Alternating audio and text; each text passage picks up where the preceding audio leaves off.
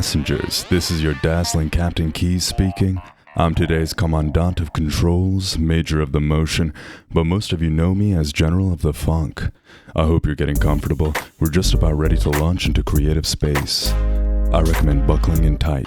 Looking at our levels here, our curiosity is piqued, imagination is running,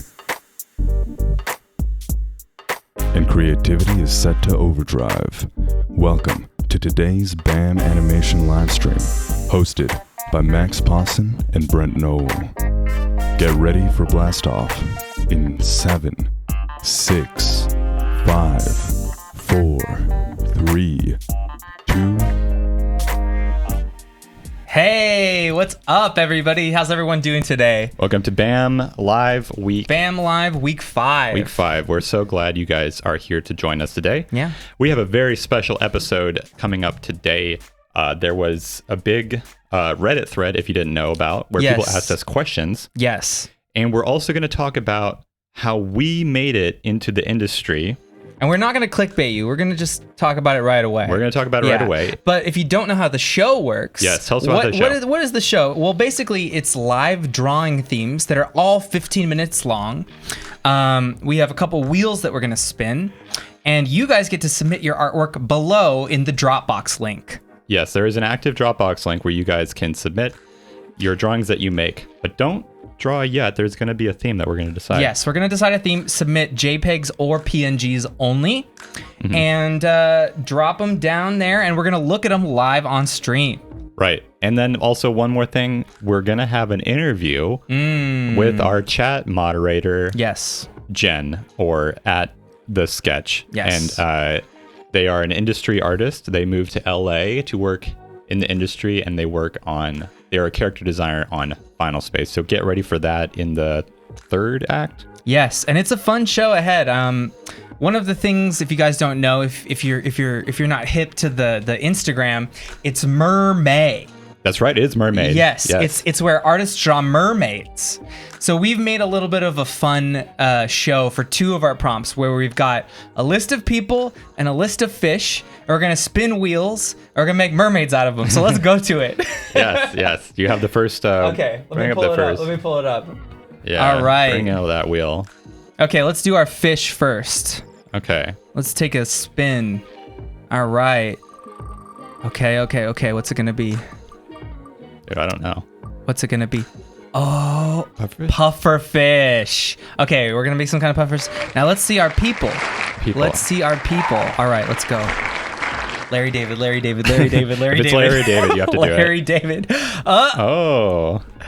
Kim Kardashian. Okay, so you have to draw a Kim Kardashian pufferfish. Pufferfish. Now let me get some reference before we start our timer. Yeah. Yes, I'm going to look up Kim Kardashian. I'm just going to say I want you to draw this one, Max. Okay. All right. Kim Kardashian. I think there's a classic picture of her. That Safe Search is on. Yeah. Sometimes we... do just click on the image. You can do view image because I have the extension. Right here? No. Down. You do it. I'll show you how to play Let's this switch places. You just do this. And then copy image. Brent is doing it, guys. There we go. All right. Cool. Kim Kardashian and a pufferfish. Can we get the new theme? Yes, a Kim Kardashian pufferfish mermaid. Can we get the new theme? Oh, yeah. Did it work? No, it didn't work. What happened? What's going on? Control Shift. We're having internet issues today, so if anything goes a little bit slow... Oh, wait, there it is. There we go. Yes. Killing it. All right, so let's get our timer going. Everybody draw Kim Kardashian as a pufferfish. That is your first assignment.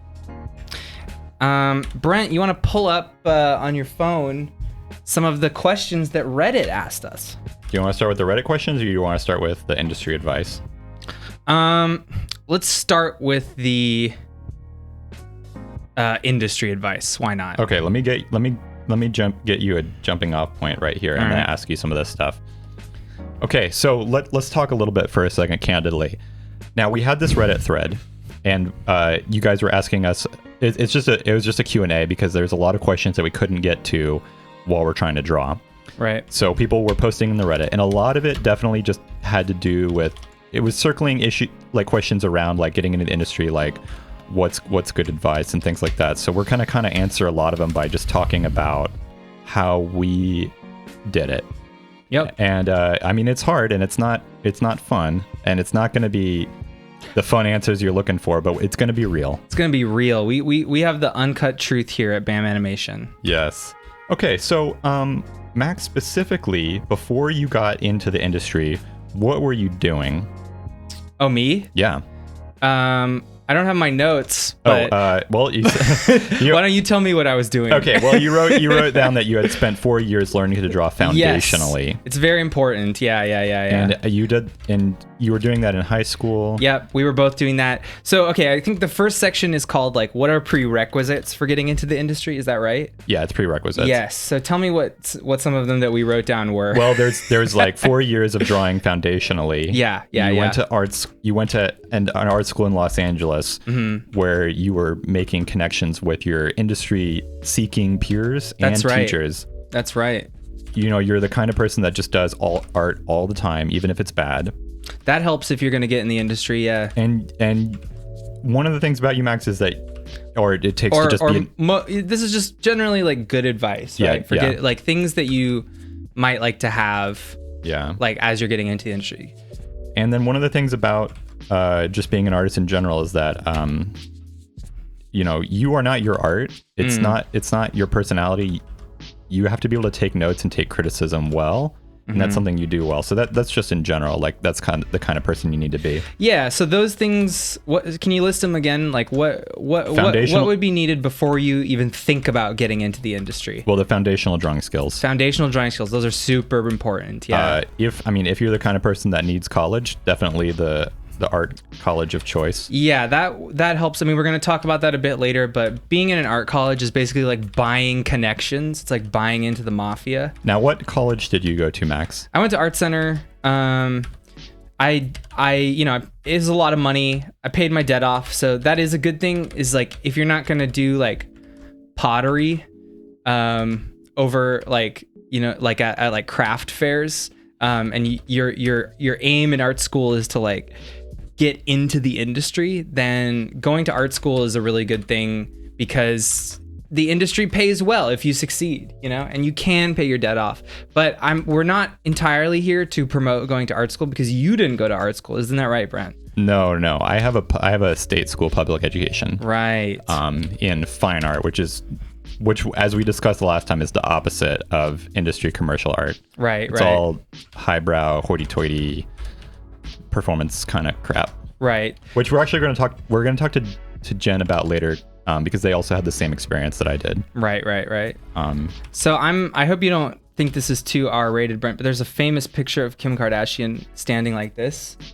Yes, I know the one. Okay. I think that's a great reference. Okay, good. I mean, there's tasteful. There's such a thing. I know we have some kids on our stream, so there's such a thing as artistic nudity. Artistic nudity. That's what you call it. You know, okay, when I was in high school, like, you know, we watched like National Geographic documentaries about like Africa and stuff. Right, and nobody laughed ever. It's not like it's just the human form. Yeah. I never when the teacher said Homo erectus, you don't laugh. Straight face. Okay. All right. Now, one thing I want to say is, guys, everything we're talking about today with regards to industry advice and questions has actually been put into a big Cliff Notes document, which is linked in the description below. So if you want to follow along with what we're talking about, there is a big how-to industry, essentially Cliff Notes document, a Google Docs linked down there that you can follow along with us, because we're not going to be able to cover all of it, and we're not going to remember everything that we wrote down. Yeah. So yeah, having really good foundational skills helps. Being able to take notes helps. Going to school, maybe, you know, all that stuff helps. Now, okay, so now you want to get in the industry. Now you feel ready. All right, so general advice about getting into animation industry, what we think is important. Right. I'll read the first one here. Okay. Now, number one, guys, just really being in LA, being in the right place. If that's where you want to do... If that's what you want to do. Yeah. If you want to work in American television animation and you're not shooting for animation, or you mean or sorry, if you're not shooting to actually literally your job description is animator. Because just so you guys are clear, Brent and I are designers. We design on shows in LA, and then they get sent to other countries to be animated. So if you want to be specifically just an animator, if you want to create movement, if you want to do things frame by frame, that's not in LA. But if you're interested in being a storyboard artist, if you're interested in being a designer, which is just a different part of the process, it's not superior, then you need to be in the location where a lot of that happens and where there is a lot of industry for it. Yes. LA is the center of what we call the pre-production animation industry. That's totally right. And I will say, like, if you want to work at like a company where there's only a place where there's only one company, like let's say Leica or let's say Pixar, the problem with that is these companies, if you're alone in like a city, like out in the middle of Portland, and there's only one animation company, they kind of have the power. But down here in LA, we have a union, we have several companies that'll pay you more, you know? You have a lot of options as an artist when you work in LA because the power of choice is yours. You can choose what studio you want to work at. You're not beholden to any one studio that's going to employ you. It's pretty great. So yeah, you got to move out here. You can't wait till you have a job. You kind of have to take a risk. You did that, right, Brent? I did. I saved up all my money for years. Yeah. Gave away everything I owned and then drove out here. Yeah. And I didn't know if it was going to work. I didn't actually think I was good enough, but I figured like, well, at least I'll know that I have tried. Yeah. and if I fail, I fail. It doesn't matter. That's what I like to hear. And you know what? We're going to talk to The Sketch later, and she's a person who made that leap. Yes. So a little piece of inspiration for all of you guys. So let's talk about the type of portfolio you need to have before you come into the industry. Yeah. Now we wrote down here that you should have a portfolio that is a dynamic blend and fits flawlessly into currently existing television shows. So That's true. What does that mean, Max? Well, I mean, when I wrote that note, it meant that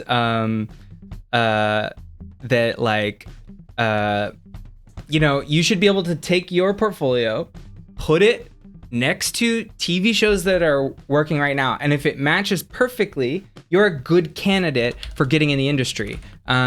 If your portfolio is like pencil, or if like you only have one style and you can't like do different styles, you shouldn't expect that the industry is going to teach you how to blend into the industry. Your portfolio needs to already look like TV show art, or like that you work in the industry. Yeah. You kind of have to trick people and make it look like you already work here. Yeah. And I think a lot of people have portfolios that are like charcoal drawings, figure drawings, or like not even that. Like they'll like show us like a picture of an eyeball and be like, "Am I ready?"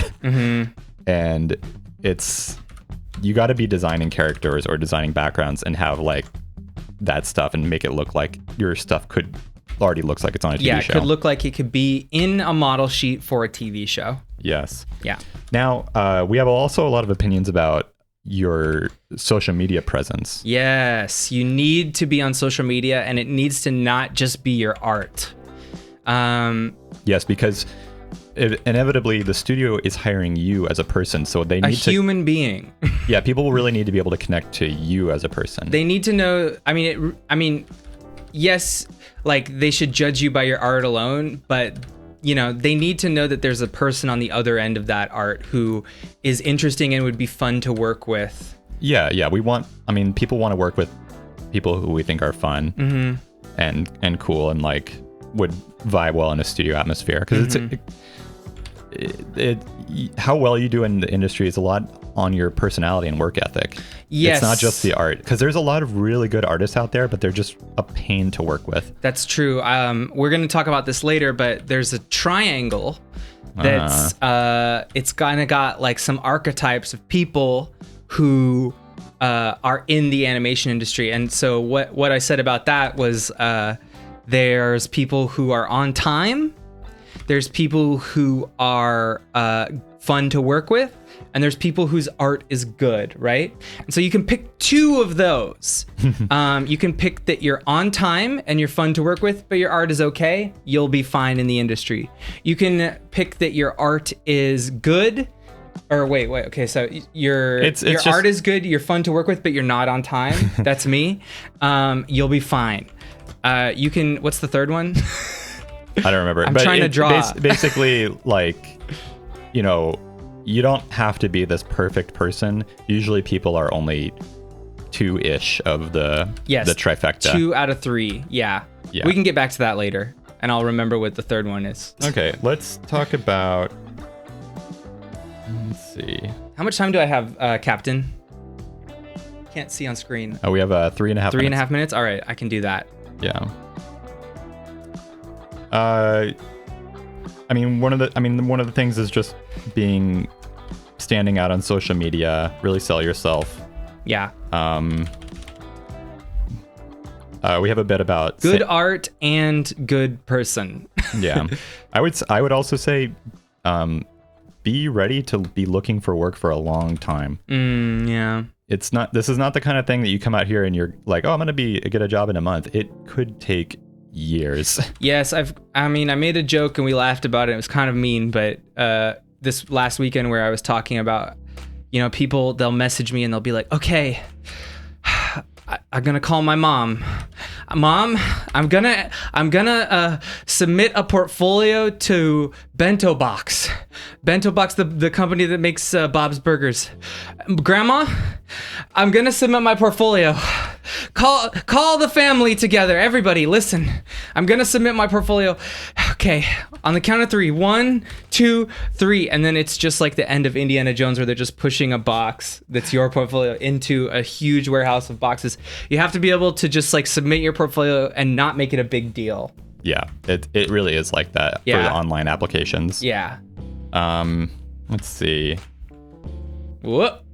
And that's why it's important to be open to lots of different types of jobs. I mean, it's not likely that every single one of you is going to be a character designer. That's very true. And there's only so many positions for characters, and it's usually not that many. And it's not, honestly, being a character designer, it has problems. Like, I'm a character designer. That's what I do by trade. And characters get the most notes out of all of the departments. Everybody has an opinion on characters. So, if you are cool with that and you are cool taking notes like all the time, even if your work is like incredible, if you've got no ego, then maybe character designer will work, but it's also a position that's not needed as much. I mean, there might just be like 3 character designers on a crew, Yeah. Also, I want to state out, guys, I don't exactly know what the issue is, but is there an issue? The internet is going crazy over here, so there's going to be like lots of drop frames, and I'm so sorry. I hope that just let us know in the chat if there's any issues. If it's not watchable, but I'm sorry. A job that's a lot in the industry is storyboard artist. There's lots and lots of storyboard artists, and they're needed all the time. Yeah, we came to the conclusion that seems to be the most in-demand position. Yes. Yeah, so do be open. There's a lot of different types of jobs that you could have. You could be a prop designer, a background designer.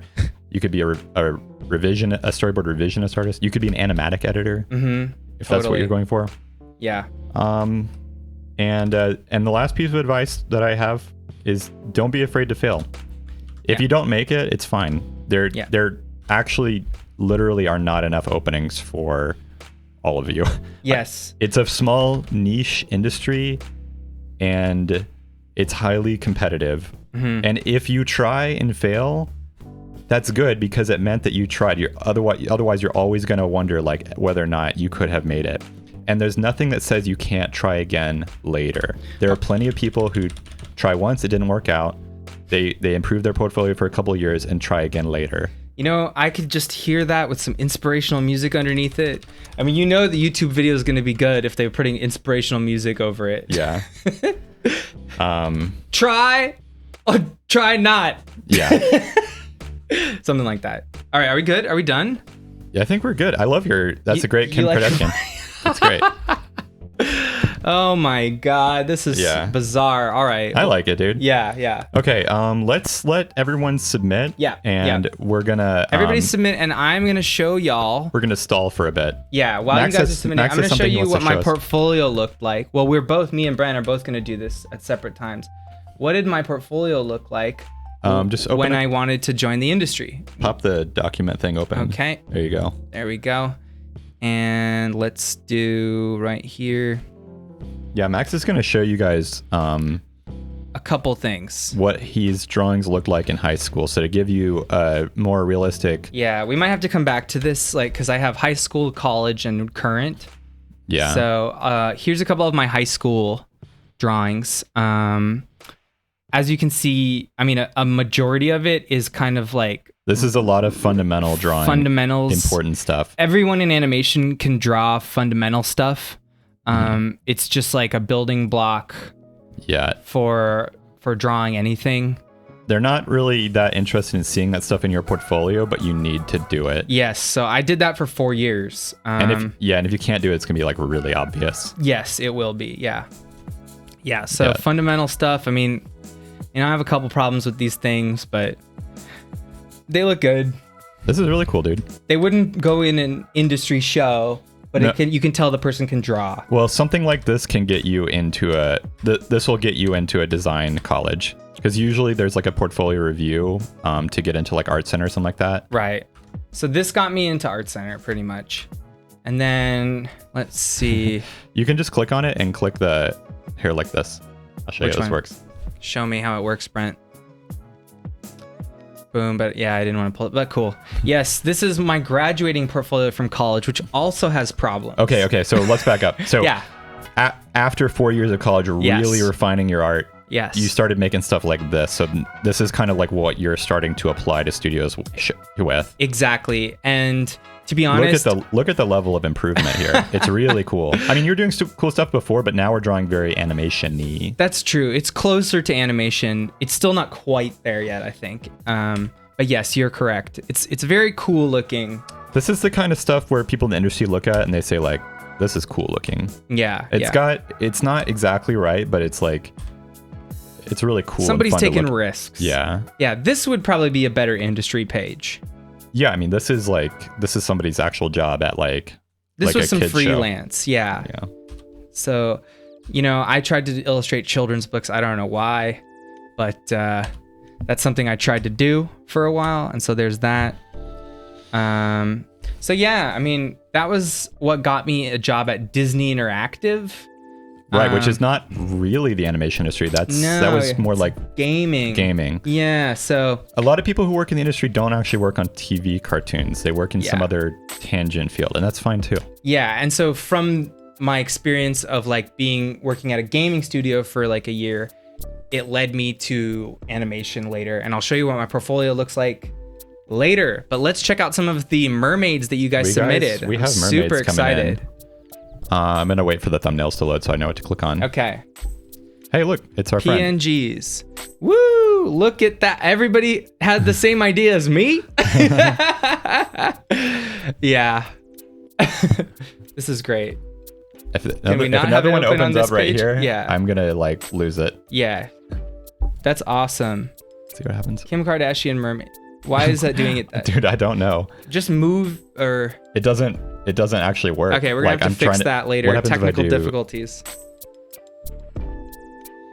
All right, sorry guys, but that looks think I know what to that's do. cool. I like that one. That's my favorite one. 1 second. There we go. Boys, these fish have definitely had some work done on their puffs, Wait, this is but the I'm main blubbering display. over it. There's Captain Keys, guys, the captain of our starship, Yeah. the captain of our live stream. I Okay. hate this game that never did this before. It's all opening up on the wrong screen, you guys. Yeah. Oh, well, we could. I don't have to flip through because it's gonna like. You don't want to. Oh, Ooh, that's funny. I like these ones. These ones where you guys just like put her head on a pufferfish. That is so funny. Mm-hmm. There we go. Ooh, that's a good one. Yeah. Oh my god. Yes. Wow. That's a very well done. Yeah. There we go. Did someone a sculpture in real time? That's crazy. Yeah. Who is this person?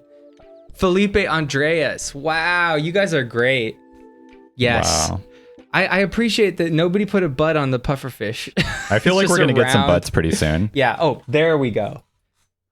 There we go. Wait, hold on. We got to lower the volume a little bit. Okay. No. Wow. Nice. I saw one that was like... Now, by the way, everyone, mermaids will not be the whole stream. We're going to do some memes and stuff, but this is, oh, that's looking good. That's a nice design right there. I really like that. Oh, wow. Oh, the champagne cork on her booty. That's amazing. Which one do you want to click on, Max? Man. There's so many. That's a good one. I appreciate that one. Go ahead. Just you keep clicking. Okay. I saw one with 2 people in it. That was kind of interesting. Ooh. We're missing the tail. Oh, but it is the pufferfish really, at the top. That's like, oh my God. He actually likes Kim Kardashian. He's not like just insulting her butt. She's not just a pile of butt and boobs. She's not just a dump truck butt. Yeah. Brent thinks that's funny. He's never heard that. It was my first time hearing it this week. I never heard that before. Oh, the spiky boobs. That's funny. That's good. Man, you guys are great. Click this one here. Okay, we're gonna get Yeah. Ooh, I like this one here. Oh, that's funny. The pufferfish is just eating her. Wow. That's good. That's looking good. So we really did have a mermaid. I mean, Kim Kardashian kind of looks mermaid-esque already. Definitely. Yeah. This is working. Yeah. Oh, that's weird. Yeah, you just click away. Nice. That's funny. Man, you guys are great. Yeah, everybody's great. Okay, should we do the next theme? Or are we going to look at a couple more? This one. Nice. Funny. That is good. Hey, it's Tile. That's great. Yeah, a bunch are coming in. These are great. Let's see. Ooh. Oh, wow. Yeah. Really cool. We'll really click that cool. one there. The one you're hovering over. Uh-huh. Wow. That's great. That's great. Yeah. Okay. Let's get the next theme going. Let's pull the wheel out. So we're gonna do one more like. Now we're gonna do memes. We're not gonna do a mermaid till the end, or do you want to do a mermaid? I could do a mermaid. Okay, let's do one more mermaid, and then we'll go back to memes. Okay, so we gotta choose the fish first. Okay, choose the fish. All right, please, shark or eel. Come on, something good. Oh, this is gonna be fun. Okay, Octopus. All right, let's go back. Larry David. That's it. That's it. Larry David. Larry David. Okay. Please, Larry. Larry. Larry. No, dude, the clipping. Sorry. No screaming, dude. Sorry, guys. I really wanted Larry David. And Lady Luck smiled on me. I'm sorry if the audio clipped, but let's do it. Are you happy about this, Brent? Are you happy about this theme? I forget what Larry David looks like. Okay, pull up some reference and we will. What is like a Larry David, like what is he in his like prime? I mean, I think he's always in his prime. Is it just like this kind of look? Yeah, it's that look. Yeah. Okay. Get some reference, put it on screen, and we're gonna make Larry David Octopus, everybody. Larry David Octopus. Okay, I think I can do this. He's like a comedy writer. Yes. Oh no! You've never watched Curb Your Enthusiasm? No. No. Okay, that's cool. He wrote Seinfeld. That's what I know about him. Yeah. Beautiful. Okay. Put the reference on screen, I think. Yeah, I will.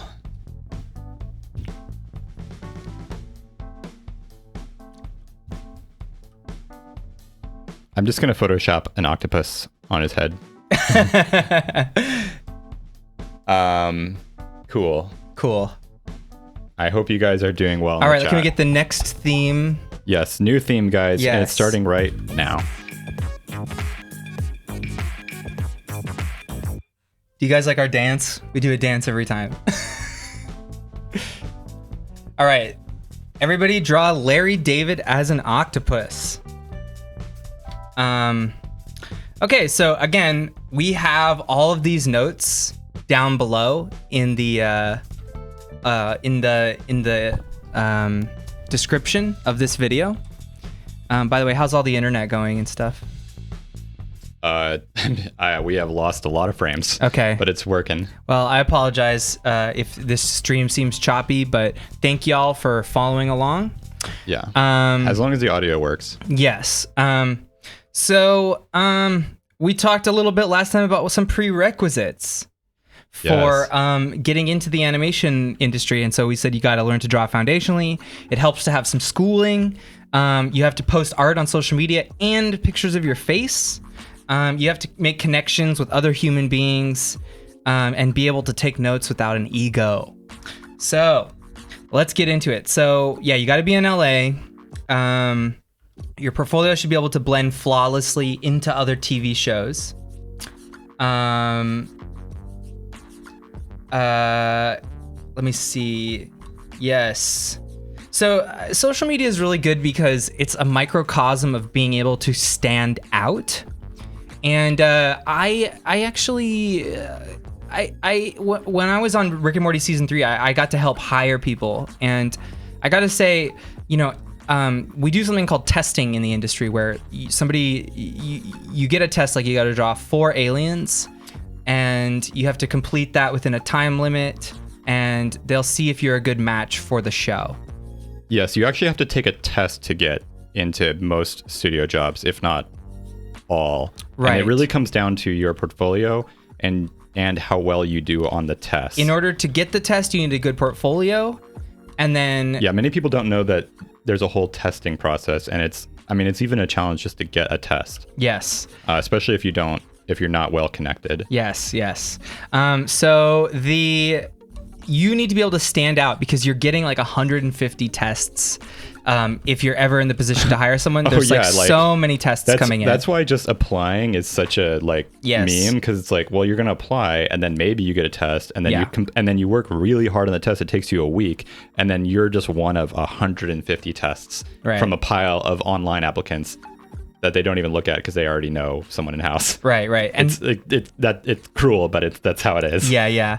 And so when I was actually looking at tests in season 3, I was noticing everybody who just drew 4 aliens with no color, and turned that in, there was 150 of those. So it all blended together. It was like you were looking for kind of micro differences. But the people who colored their characters, who cleaned them up, and did a little bit more than what was asked, those people are the ones who ended up getting hired on the show. It's not necessarily fair, but it's just the fact that they just stood out to all the people who are looking at tests and hiring. So I think this is a really important piece of information that you should do the bare minimum, but if you have time, try to go a little bit above and beyond. Don't send in a portfolio that splatters glitter all over everybody, but do a little bit more to show off your skill. Do some impressive stuff for your skill. So a good way to test that out is to be big on social media. If you can make stuff that sticks out and lots of people like it and lots of people look at it and you get more and more subs, it's like being able to stand out in a test situation. And we know about that because of YouTube. We've kind of learned, thumbnails, certain things have to stand out, get people involved emotionally, stuff like that. Did you have more to say, Brian? About testing? Yeah, do you want me to just keep going? I think testing is somewhat controversial in the animation industry because a lot of really good artists who normally pass tests easily just don't like having to take them all the time, and it does get to a point where it's okay, I know I could work on this show, this is very easy for me, but I'm expected to take a test on top of my working life, and then you didn't pick me because you already had someone in mind, but you test out of obligation.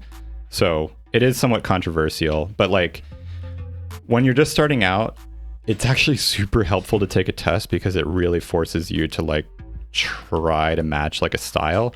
So I've always found tests to be very educational, and I always see them as a challenge and it is hard and it's annoying, and you don't get paid for them, but and you can fail. But it's try to get as many as possible and do them. Yeah. Even if you don't like think you're gonna do well, like I took a lot of storyboard tests, and I'm not a storyboard artist. Yeah. Okay. So so try to stand out on social media. It's gonna help you when you do testing. So let's see. So when you're in the industry, you're not going to be like lauded for your ability and your unique skill. This is kind of a sad truth, but everybody is technically replaceable.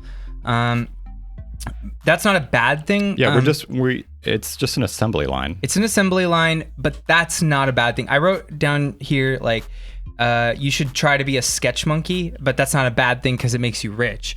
And I mean, that sounds really soulless, but the way I think of it is that you get to collaborate.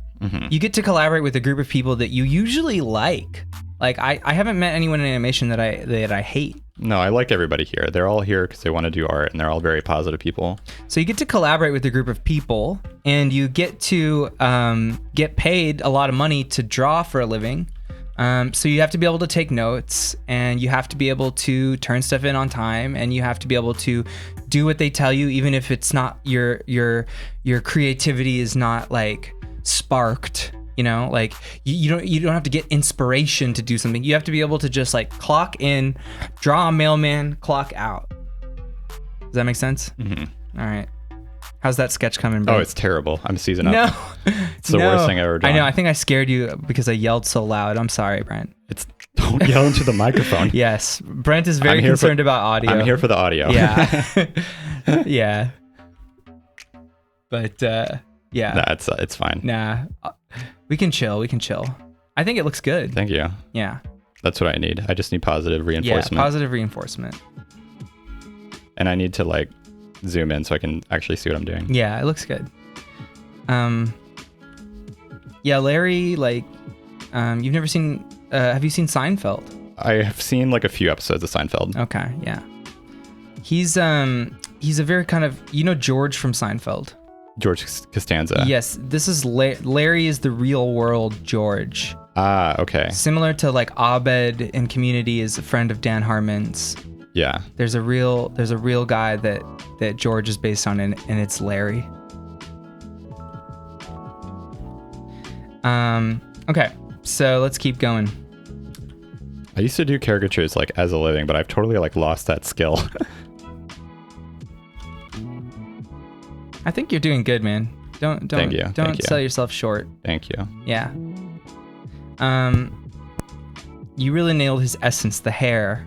It really sells it. He has it's the mad scientist look. He does kind of have a mad scientist look, yeah. I'm noticing it's like this. Yeah. Yeah. Brent, that's looking pretty. You guys are so nice. See, I love you guys.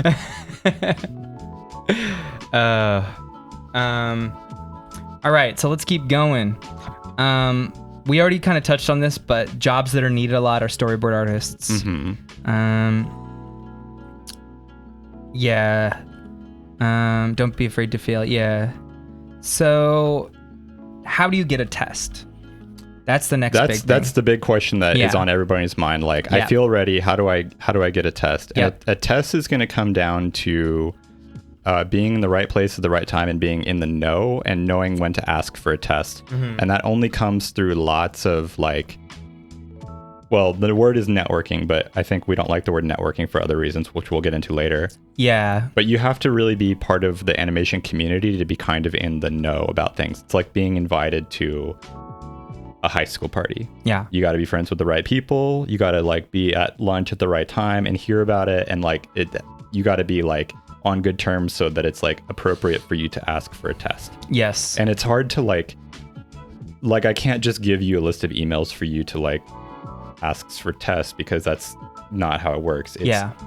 It's about your reputation and like reputation is very important in animation. Yeah. Even to us, like BAM helps our reputation because people kind of know who we are. That's our form of social media.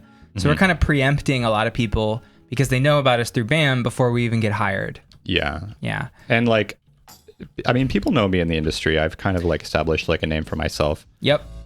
People know that I do props. They're not Yes. expecting me to do other things. Yes. I do 3D stuff. So when people think about that, they tend to think about me, and they send me an email. And they need to know that you're cool and people can vouch for you. Yeah, and I've worked on a bunch of shows already, so it's pretty easy for me to get a test, but I do have to try. But Yeah. let me tell you guys, it is hard the first time. Yeah, it is. One thing that's really helpful is to know people who are talent recruiters. Yeah. There are specific people at certain studios who are actually recruiters of new talent. Mm-hmm. And they look for and try to connect with like new people in LA Mm-hmm. and talk to them and kind of like assess their skills and like send them tests. Mm-hmm. And if you know a few recruiters and you can meet them at all the networking events, like that really helps. What about LinkedIn, Brent? No one uses LinkedIn in the animation industry. That's all I wanted you to say. No one uses LinkedIn in the animation industry. Yeah, I mean, It's not a lot of serious. people ask me that about LinkedIn. I've never used LinkedIn. It's bad, dude. Yeah. It's like the weird spammy version of Facebook that's like owned by Microsoft. Yeah. So I mean, yeah, you got to get in by posting on social media. I think that's Yeah. the long and short of it. And once you have like a reputation of you're in someone's inbox every day, they're seeing that you're posting and making good art every day. They're seeing that you're a person. And then you ask for a test like politely or whatever. They're gonna be like, oh yeah, I know them. I follow them on Instagram or whatever. Yeah. And you know, the thing about getting a test is they only test for shows that are currently hiring. So a lot of times it's just dry out there. Mm-hmm. Like there's just nothing testing. Yeah. So it's about the timing. Yeah, totally. So, you know, a lot of times, I mean, we already said this, but a friend reaches out and says, hey, we're about to start hiring on this thing. So Yeah, so that's the more hardest thing is likely. getting through the wall. But once you're on the other side of the wall, it's a lot better of an environment for finding tests Mm-hmm. and stuff. Let's keep an eye on the chat. Yeah, as well, may 'cause I know move it? I Well, see. let me get the mouse. Yeah. All right. There we go. Cool. I can see them attempting to talk to us at the same time. Yes. It's hard cool. being on that as well. Yeah. All right. So yeah. By the way, guys, I mean, I'm loving this stream, but at the beginning of it, we had a lot of technical difficulties with the internet and like frames being dropped. So I haven't. We've only dropped 2% of our frames, so that's good. That's better than it's what going we were. well now. But I'm just letting you know that's how it started. Now, you know, we're just trying to be chill and like, at least I think that's the energy we should go for, right, Brent? I need those chill vibes. Need those chill vibes. I can't perform. Yeah. I need the chill vibes. They give me chill power. Guys, press 1 to send me chill vibes Yeah, in chat. press Brent to press 1 to whatever he said. Yeah. Okay, let me keep going. Yeah, keep going. I like responding to these questions. Okay, good. All right. So we already did talk about how animation is testing is hotly debated, and the reason is, I mean, we said this already, but I'm just gonna say it again. Like, if you've been working for 30 years in the industry, you should just get hired. Is what some people would argue. You shouldn't have to take a test to get a job. You know, you shouldn't have to compete with a bunch of kids who are just getting out of school and don't have kids and don't have time. Yeah, people don't like that. They're like, I gotta compete with a bunch of 22-year-olds who haven't ever worked before. Yeah. Like, yeah. I mean, that's the other thing about the size It's of this nuanced because sometimes you find your favorite people that way. Yeah. That's the other thing you need to understand about the industry. It's not this like open door policy where like the industry is there to protect you and like get you hired easily and make it very easily accessible. It's all closed doors because it's designed to protect the people who are already like, well, it's designed to make TV cartoons. Yeah. That's the number one profit, or that's the number one thing because that's profitable. Secondly, it is there to protect the people who are already qualified and work there. And then on the very like last thing is like, well, we also do have a small number of positions open for new people. Yes. And this is a thing. Yes. But the art schools would not tell you that. They would tell you, oh, it's the biggest opportunity of a lifetime. Like, pay us and we'll teach you how to get in. Yeah. The industry of learning how to get into the industry. Yeah. All right, sorry. Go ahead. So I think the time is about to go out. If you want to show some people your portfolio, that would be awesome. Yeah. While they're submitting art. Yeah. There's my crappy Larry David sketch. All right. Yeah. You know what? I mean, I know done. there was like rushing and stressing, and you don't know who Larry David is, but you really did nail him. I you. really have to tell you, like, it looks. It's his energy. Okay. Yeah. Thank you. Yeah. Thank you. It really is his essence. The essence of Larry. Cool. Yeah. Thank Well you. done, dude. Thank you.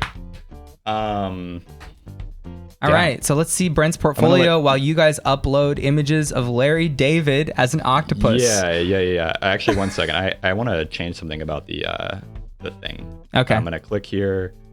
New drawing theme. Yeah, you want to see the timer. Yeah. There it is. There we go. Technical. Technical Brent. Figuring out There we the go. techniques. All right. What do you want to look at? Want to look at my Your portfolio. My early artwork. Yes. Okay. So I'm such a fan of Brent's artwork, guys. I'm gonna show you guys what my art looked like when I moved to LA. And keep in mind, I'm a different kind of artist. I'm not a character designer. Like that wasn't my strong point. But I mean, I would agree to disagree. I mean, let's see some of these. I think you really are quite good, all around. Look at that. That's amazing, Brent. This is like more of my foundational stuff. It's just me looking at figure drawings online. Yeah. This is kind of how I drew. This was me and my then girlfriend going to Canada. So this is what you sent to studios to get into the industry, yes? This is what I had on my website, and I would send people my website, and they could click around. Nice. As backgrounds for my senior film. I drew a lot of like really flat, stylized stuff. Like that was my thing, and I had a lot of big bold lines because I really like Penny Arcade. Some cars. These cars are in behind me. I mean, this is what I thought good character design was when I was like 19. Well, you have influences. I made comics. I drew a lot of like really warpy stuff in my sketchbook. What I would say some of your influences is John Kay. Penny Arcade. Yeah. Steven Silver, and like a lot of people that I was looking at the time, like Callie Fontecchio and Jack Cusimano. Like I was looking at their art online. So you're attempting to make art that fits into the industry, and you're looking at references. Yeah, that's what I was trying to do. I was trying to be like the artists that I saw who were working at the time. Yeah. So yeah, I think like there's an image in here of like a mermaid type character. Let me find it. It's because I know the story. What? So yeah, I mean, you saw mine, you saw Brent's. Yeah. This is what some industry portfolios look like. Yeah, basically they needed a person to do color design on Rick and Morty, and like someone sent my website to the art director, and he just looked at a few images, they were just like, yeah, this person can color. Get him in here. We were both kind of not in our preferred positions immediately. Is that correct? I was in Disney Interactive as basically an intern. You were in color. I was doing color key for a character, yeah. But I wanted to do character design. You wanted to do background and props. Yeah, I wanted to do design. I wanted to draw. So we weren't quite where we ended up, but we got in, which is the most important part, and had good art. I should hold off on my current art, right? Yeah, I think I haven't shown mine yet. Okay, so cool. let's just, And I want to see your test for Rick and Morty as well, but we can do that I'll show you my test a little bit next later. Time. Okay, next cool. Time. So should I click some Larry Davids? Yeah, dude. All right, dude, I'm super excited. There we go. There, that looks like him. Yes. Oh, I love his jacket. He's all octopus. Oh my God, I'm so excited.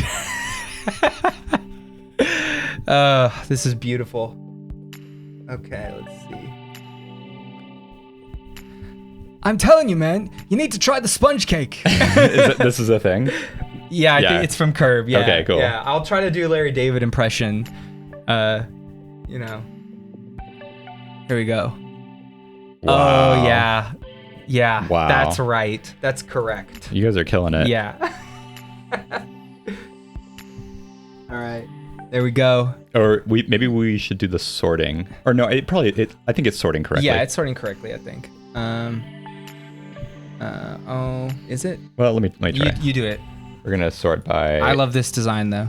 name. Oh. date. There we go. Nope, hang on. See, I had this set up before and it changed. Well, congratulations, Jason Rodriguez. Your art gets to be on screen really long. Yeah. Sub to Jason Rodriguez. I literally checked this right before and it was working, and then it changed halfway through. Yeah. And we're gonna do sort by ascending. There we go. Okay, now the new ones will be at the bottom. There we go. Very excited. Ooh, I like this one. I don't know who Larry David is. Okay, so Brent isn't alone, but I think you really nailed it. I've heard the name before, and people always talk about him, but I never watched these shows that much. He's like, he inspires like a cult like following. That's why I was so excited. Yeah, I'm down, dude. Yeah. No, I appreciate it. Yeah. The first time I was like, Kim Kardashian, like, I don't know if I'm out for that, and then I was like, oh, I should have done that one. Yeah. Well, the next assignment will not be a mermaid. It will be something else. That's okay. I'm gonna make you draw something from like Linus Tech Tips or something like that one day. Okay, fine. That's funny. That's great.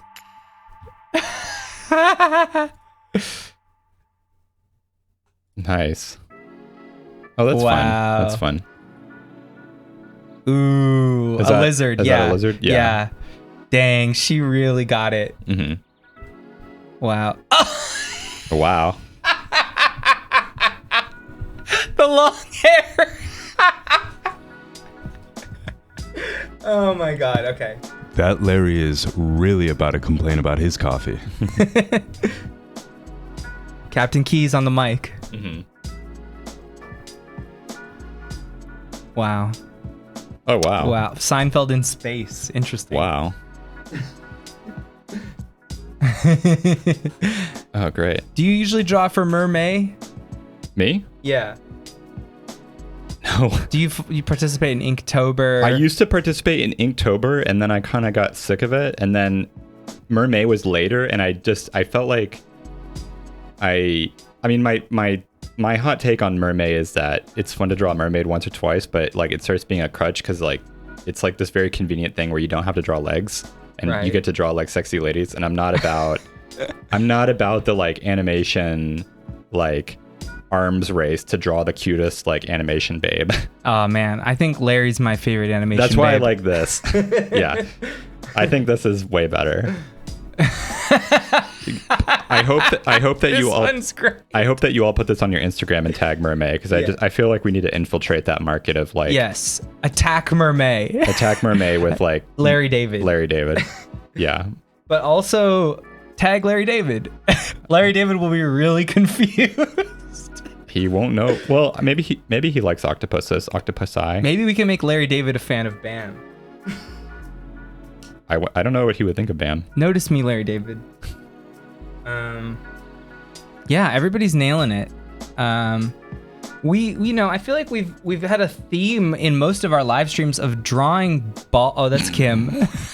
They put her face on the butt. Of drawing bald men, Brent. Have you noticed that? We had Picard, There's something about bald guys. Yeah. That's just sex appeal, you know? Yeah.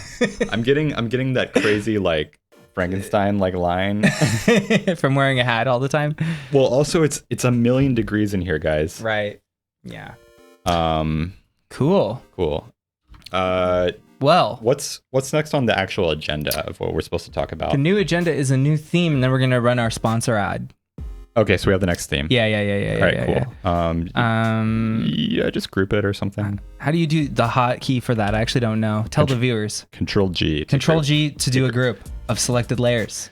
I didn't know. All right, so let's spin our regular wheel. Yeah. The normal wheel. It'll be the first one right there. There we go. This is just our classic wheel. Yeah. Yeah, it doesn't have all the fun themes that we were originally gonna. Well, just all our fun themes that we come up with. Yeah. We ready? I'm ready. All right. And this one will be one of us. Yeah, see. If it's something. If it's like a car, I'll do the car. A witch? I think you could do that. You want me to do the witch? Yeah. All right, I'll do it.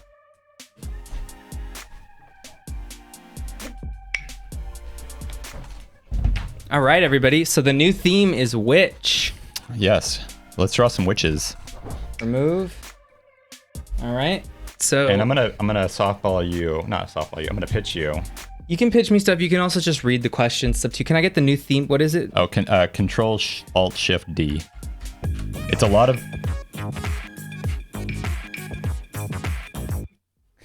It's a very complicated set of hotkeys so that we don't hit it accidentally. Yeah.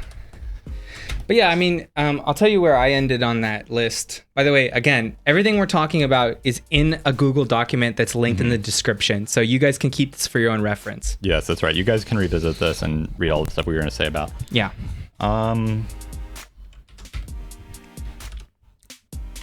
Well, it appears to end up on networking advice.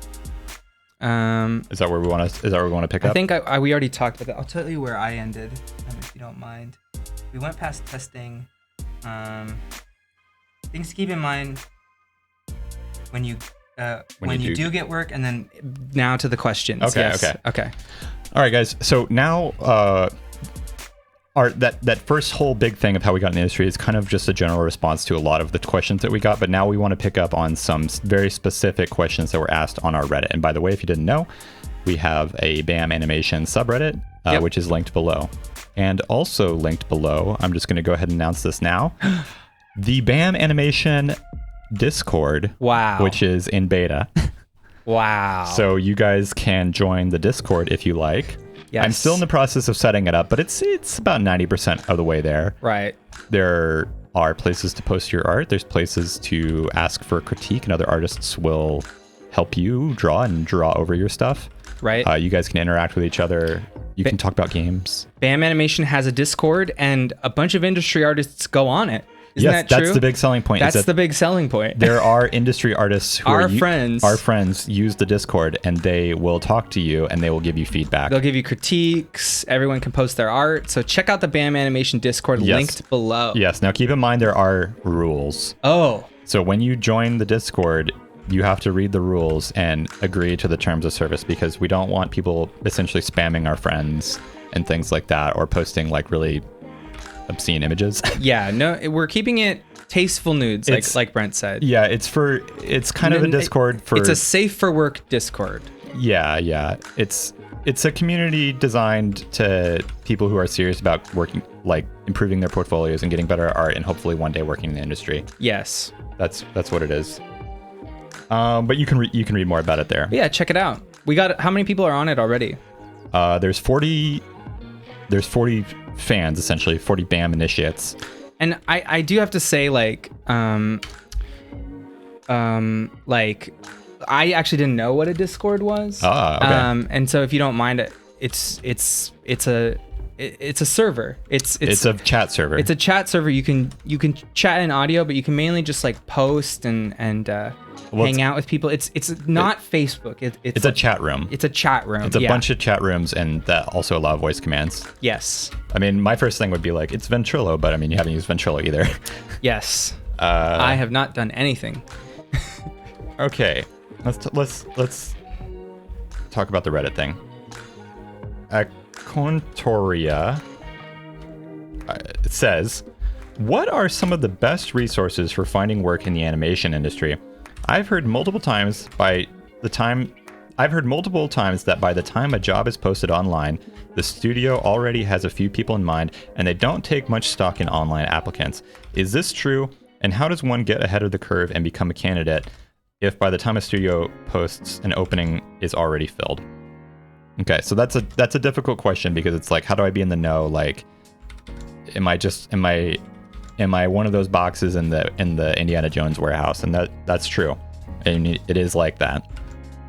So I'm gonna say, besides being in the know and having direct contacts in the industry, there are a few public job applications you can fill out online. There's ones for Netflix, Nickelodeon, DreamWorks, and Bento Box. I mean, you can literally just Google like Bento Box careers, and you'll go into a pool of people who are, being looked at by multiple art directors on multiple projects. Yeah, and they do list current job openings there, and it has gotten better over the last couple of years. When I first came out here, there was basically nothing, and now there are a few like open online applications. Yeah. So Whether or not they look at them, I don't know. Yeah, we can't say with authority, but I think they do. And also, it's linked in the document. All of those links are in the document. If you guys want to apply to Netflix, I mean, you can even just look up Netflix animation careers and find a page. Yeah. So I'll tell you right now that I filled out all of those when I was looking for work, and I only ever once heard back from one of those things, and it was 6 months after I filled it out. But still worth doing, am I right? Still worth doing. I would do it. I just wouldn't put all my eggs in there. Don't call grandma. Yeah. And yeah, it is true. In my experience, when studios are looking for someone, they first ask the people already at the studio. They're like, hey, do you know any background designers? We just need someone for a project. And that will be the very first people they ever look at. They'll look for someone who's already come recommended, who's probably already working, or they just came off of a job and they're really well qualified. And they look at their portfolio, and then they see if they get them into interview. And if they can't find anybody like that, that's when they'll start looking at the tests or looking at the submissions, if their studio even has that, because most studios, again, don't have any way of like submitting applications online. Yeah. Only the really big ones have ever put in the like website infrastructure to like accept online applications. So yes, online applications exist. They're linked in the document, and you can fill them out. Go for it. Yeah. So the way you get ahead is being in the know, having close friends, like establishing good relationships with people already in who trust you and trust your ability to draw, and they'll probably tell you like if a show is hiring. And then you need just to be in a constant state of readiness, ready to submit your portfolio. You can't be like this type of person who's like, oh, I heard about a job listing. Well, let me try to get my portfolio ready. Like I gotta do some more stuff to it, and then like you wait like a couple weeks to change things. Yeah. That's not gonna work. You have to be ready to go. Yeah. And just establishing relationships and friendships and meaningful contacts in the industry, just that takes a long time. So this is not anything you can do overnight. You can't press a button and like be friends with people instantly and have them recommend you for a job. It's going to take, I mean, I planned my move for like years. Yeah. And we're going to talk to the sketch in a little bit. Jen Wolf. I mean, we can say her name. Yeah, Jen is going to tell us about. And,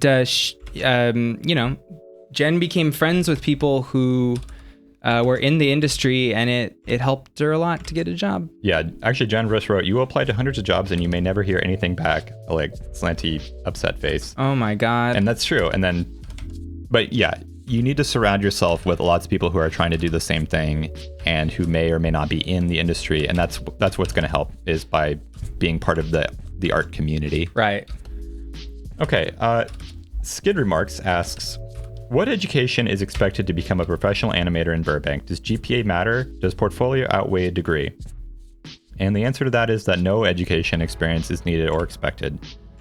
It's going to come down to your portfolio and how well you do the test. Right. I mean, there isn't anything other than that. If that means for you that you have to go to college so that you learn from skilled professors, and that's how you learn best, then that's what you need to do. But for other people, they can just kind of self-teach their way and figure it out. Yeah, Brent didn't go to a fancy college and got into the industry kind of with your own drive. I went to a fancy college. I was still driven, but there was tons and tons of talented artists around me. So it inspired me to be better and, competitive, to be honest. And there are advantages to both of them. Yes. If you go to a design school where everyone is trying to get into the industry, part of your tuition is essentially just you're paying to be around like-minded people, which really helps. Yes. So no college is needed. Nobody checks your grades in real life, right? Nobody checks your college experience. No, they don't care. But it helps if you want to buy yourself into the mafia. The only time people are going to ask you if you go to college, it's going to be like essentially like water cooler talk, like, oh, really? You went to England? That's interesting. Wow. Yeah. Like Do you know this teacher? No one actually cares. Yeah. Okay. What would you consider is a great animation example and a really badly animation example. Why don't you answer this first, and then I'll give you my answer after that. Yeah. I mean, I'm just gonna say that I like traditional animation a lot. And there's TV traditional animation, there's feature animation. Like, if you're talking about actual animation movement, there's so many good examples, because there's lots of good examples of movement, like Disney feature, like Con, like pushing Mowgli up the tree. It's like so amazing. Like, that stuff is great. And I even like a lot of like limited TV stuff. I can't say I like super like puppet animation, but I think it works, like as long as it moves nice. Yeah. I'll like definitely... Final Space, I would say, is like incredible puppet animation. Well, that one's like a really big hybrid. Okay. A lot of shows are like not actually puppet animation. They're like very intense hybrids. Wow. Like Bob's Burgers is like very hybrid-y. Right. Which I think totally works, and it looks great. Like, I don't really even think about it when I watch it, 'cause it just looks amazing. Exactly. Yeah. Like, animation that I don't like is like literally animation that has like bad spacing, and it has no easing or like overshooting, and it's super even, and it's like rigid and very amateurish. And you don't like rotoscoping. I don't like rotoscoping when you can tell the person has no idea like what movement is. Mm-hmm. Like, there's like 2 movies that I really hate that are just like, the design is literally just rotoscoping. They're not trying to like animate it. Mm-hmm. Like, what are they called? Waking Life and The Scanner Darkly, which are done by the same artist, and I just think they're garbage. Yeah. I really hate that stuff with an intense passion. Yeah. But like, rotoscoping was used in a lot of Disney films to help them understand the movement, and those are like experienced artists using rotoscoping correctly. So I like love that stuff. Yeah, Snow White is heavily rotoscoped, right? The actual character of Snow White. I think Sleeping Beauty is the one that people think about, because it helped them understand like the dancing, but they did a lot of work to it. Right. And rotoscoping is very useful. It's just a means to get to an end. It's when you don't do anything with the movement and you just keep it like really floaty and live action-y is when it looks like garbage. Right. Which is what those movies look like. Right. I mean, you already touched on this, but I think that's a really good point. Is this person asked, what's good animation? And I think I've heard a lot of people who don't really know much about animation ask that question. And it's not, the question is not like, what's a good show? You know, we want to, does deselect not work? Control D. Oh wait, D. no, hang on. I got that on. Okay, cool. It's not about like, is it good writing or not? It's yeah, we're talking about the literal movement. The literal movement. Yeah. And I hear a lot of people say something has bad animation when they actually just don't like the character designs. Bro, I'm having issues here. Yeah, they don't like the character designs. Where's my backspace? It's acting real weird. Oh, dude, I don't know. Pull up the history. Let me just do the history. history. Do the history. Yeah. I think something happened. The quick selection mask and hit it backwards and forwards got weird. Yeah. Yeah, so I really get annoyed when people are like, I don't like the animation style, when they're not really talking about the movement. They're just talking about like they don't like the design of the show, because a lot of shows like look bad but are animated well, and that's like the point. Yeah.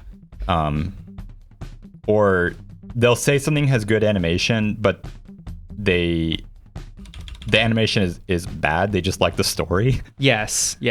Like South Park. I mean, is South Park good animation? Technically no, but it serves the purpose.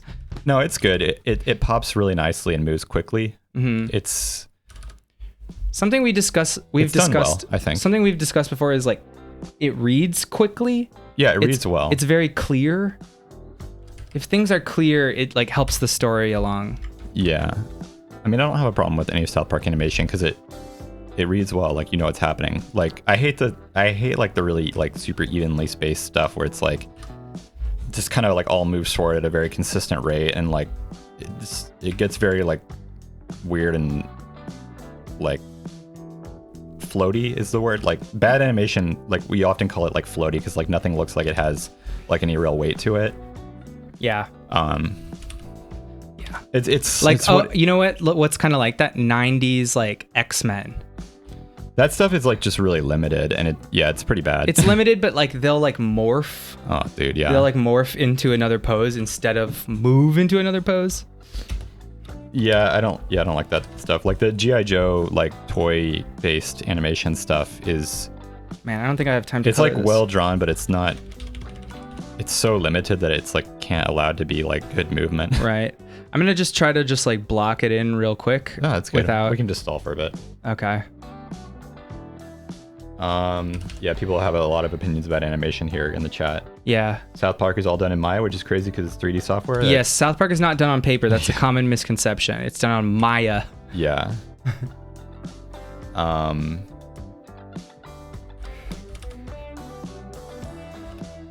Someone has opinions about Scanner Darkly. I mean, I assume that the movie is good. I just hate the way it looks. Yeah. Let's go back to the Reddit questions. Cool. Just give me like 30 seconds more and I'll just color it in her freaking dress and that's it. Okay. On a balanced scale, what weighs more when finding an animation job, the portfolio or the contacts?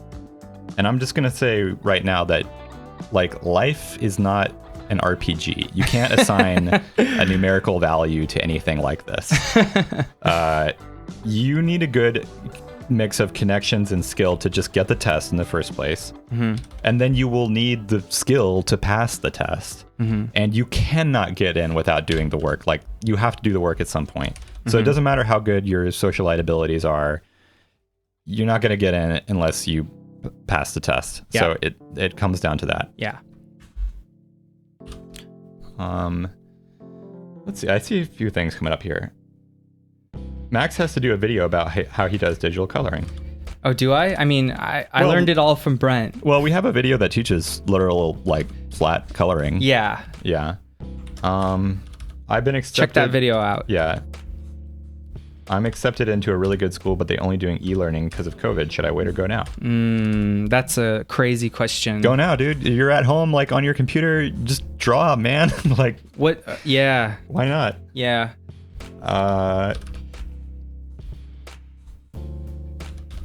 Okay. Are you going to talk about Rick and Morty season 4 part 2 coming out in a couple minutes? Yeah, it actually is coming out tonight. So yeah, at some point, I guess that'll air. I'm excited about that. I've been working on that for a long time, and tonight's episode is really good. Nice. No spoilers. I'm not gonna say anything about it. It's amazing, is what I'm gonna say. Okay. All right, I'm good. Let's freaking check out the chat. There's Kiki. That's great, dude. You're killing it, man. I love it, dude. Yeah, it's cute. Man, damn it. Sorry, I just want to color her stupid shit. That's okay. The next question is kind of long, so we're gonna save that one for a bit. So should I show what my test going into Rick and Morty looked like, or is that something we're gonna do at the end, or? Oh wait, do we have a sponsor read? Yeah, that's after this. Okay, after this. Let's show the test of Rick and Morty at the end. Yeah. Okay. Cool. Okay. Let's pull up some of the images that you guys submitted for a witch. Yeah. Let's see what they look like. Do you want to go ahead? We got some witches, guys. So witchy. Wow. Very nice. Very nice. Pretty. Uh-oh. Yes. I see something right here. That's beautiful. There we go. Brent the audio witch. Yes. Yes. I had a good audio joke and I lost it. Nice. That's good. Wow. Classic. You guys' witches are nice. That's nice. That's nice. Yeah. We got a classic witch right here. Mm-hmm. I like the wings. The Wicked Witch of the West. Mm-hmm. I like that her torso is facing one way and her chest is the other. Wow. That's great. That's well designed. Wow. That's really like amazing. that. Yeah. Cannot do that in 15 minutes. No, that's great. I recognize this person from last time. That's cool. Christopher Downing. Nice. Hell yeah. That's amazing. Beautiful. She's a little nervous to be a witch. She's like, I'm a witch, but I don't feel confident. It's all about the pose. Good pose. Yes. Yeah. I'm loving that. Larry David. Larry David witch. That rules. Oh. You guys are great. Oh my god. Oh my god. The reason witches are green. Wow. They bathe in pea soup. That's nice. Pea soup is great. Mm-hmm. Dude, please do this one. Yeah. Yeah. Yep. The sandwich. sandwich. A sandwich. Wow. What's that one? Oh, it's tile. That's so bizarre. I love it. Wow. Nice. Adorable. Really cute. Yeah. Ooh, cool. Classic. That's nice. Classic. Very good. Sorting hat kind of hat. Mm-hmm. Fun. You can go a lot of ways with witches, right? Cute. Yeah, you can go cute. You can go witchy. You can go witchy, yeah. You can go Old anime. crone. Crone. Yeah. That's nice. I'm a fan of all of them. Mm-hmm. Oh, okay. I got a couple of witchy friends these days. I feel like people are into the Wiccan thing. Yeah. They're like casting spells on each other. Yeah. Scoot over this way so you're in camera. Yeah, sorry. There we go. That's all right. That's looking good. Which is our in this year? Okay. Oh, here, Owl House. Owl House. Yeah. Nice. Ooh, cool. Click this one here. This one? Michelle, yeah. Looking good. Real fun. Yeah. This one's kind of like a fashion drawing. Yeah. Nice. It's like brown a Freddy teeth. kind of guy. Yeah. Dude, they're coming in live, guys. Coming in live. Dang. Go up a bit. Is there more up there? We got a few. Yeah. There's a really freaky looking one. Cool. I'm a fan of that one. Yes, a cute witch.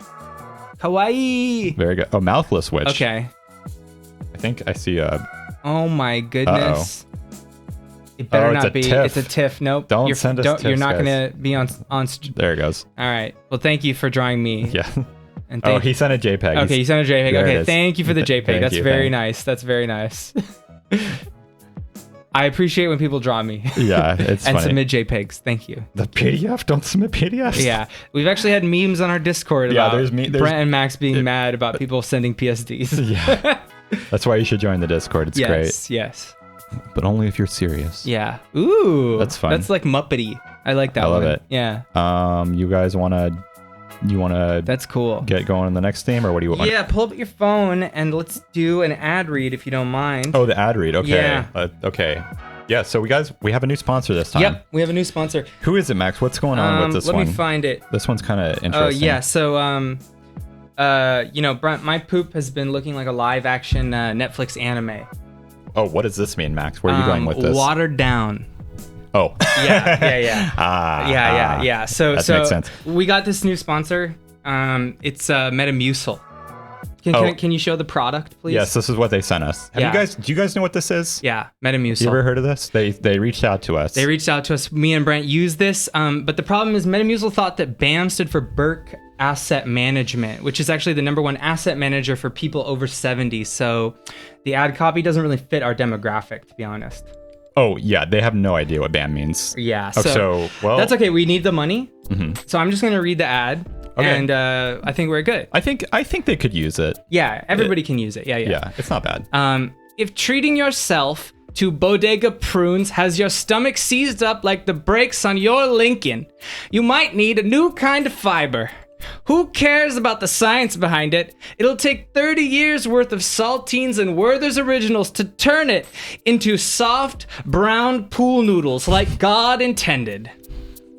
And we know the only thing... Go ahead, that's your line. The part that I'm supposed to say. Yes. Well, you guys know the only thing worse than irritable bowel is early onset Alzheimer's. Exactly. It's difficult being senile during the pandemic, especially when your children don't call anymore. Metamucil makes your bowel movements so effortless you'll be spry enough to vote again in the coming election. Ronald Reagan, 4 more years. Because the only thing worse than irritable bowel is early onset Alzheimer's. You may not have the looks to swoon that bird at your water aerobics class, but you still have the confidence knowing that your poop is smoother than Clark Gable. So if your stomach's thundering, it's not your grandson's jazz music, it's just your irritable bowels. So try some Metamucil. After being alive for 8 decades, a lot of people probably hate your guts, but you don't have to hate yours. So treat your bowels like you treated your children in the will, and excrete them. Metamucil, try the 14-day challenge. If you live that long, 10% off your next purchase. Because the only thing worse than irritable bowel syndrome is early onset Alzheimer's. All right. Okay, we got it. Cut, print. Metamucil. Oh God, Metamucil. It's good, guys. Yeah, it's yeah. good. thank them. They're their only sponsor, man. Like we lost all of our sponsors last time. I think they're good. I tried some. I'm enjoying it. Yeah. Okay, it's not my age group, but let me say it's good for all ages. It's good for all ages. Let's switch places and we'll do a new theme. Is that right? Should we do the wheel first? Yeah, pull out the wheel. Pull out the wheel first. Let's do a new theme. Should we talk to Jen this time, or would you like to actually draw and talk to her later? Let's do it after this one. Okay. After this one, we'll talk to Jen. Please eat breakfast. My God. Abraham Lincoln. Are you into that? Yeah. You want to draw breakfast? I'll do Abraham Lincoln. Abraham Lincoln. All right. The new theme is Abraham Lincoln. So, boom, boom, boom.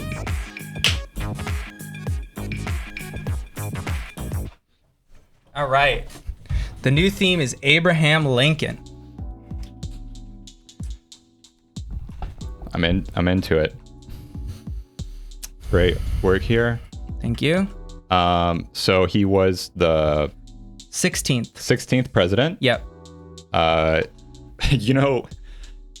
His election is like almost what caused the Civil War. Oh my God. Because he had a moderate view on slavery. Right. Wow. They've been trying to figure out elections, how to do them for a while.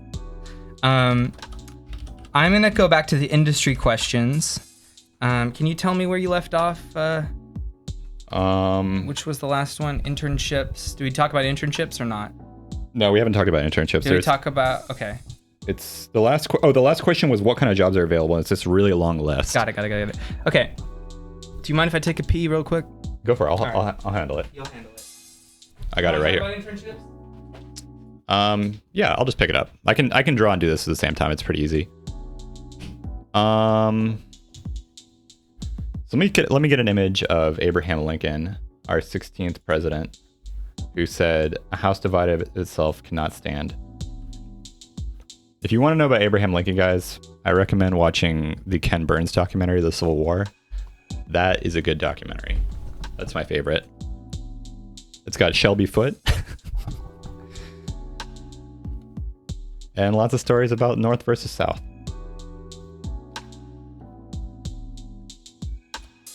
This guy is like a caricature in real life. Like his features are so extreme.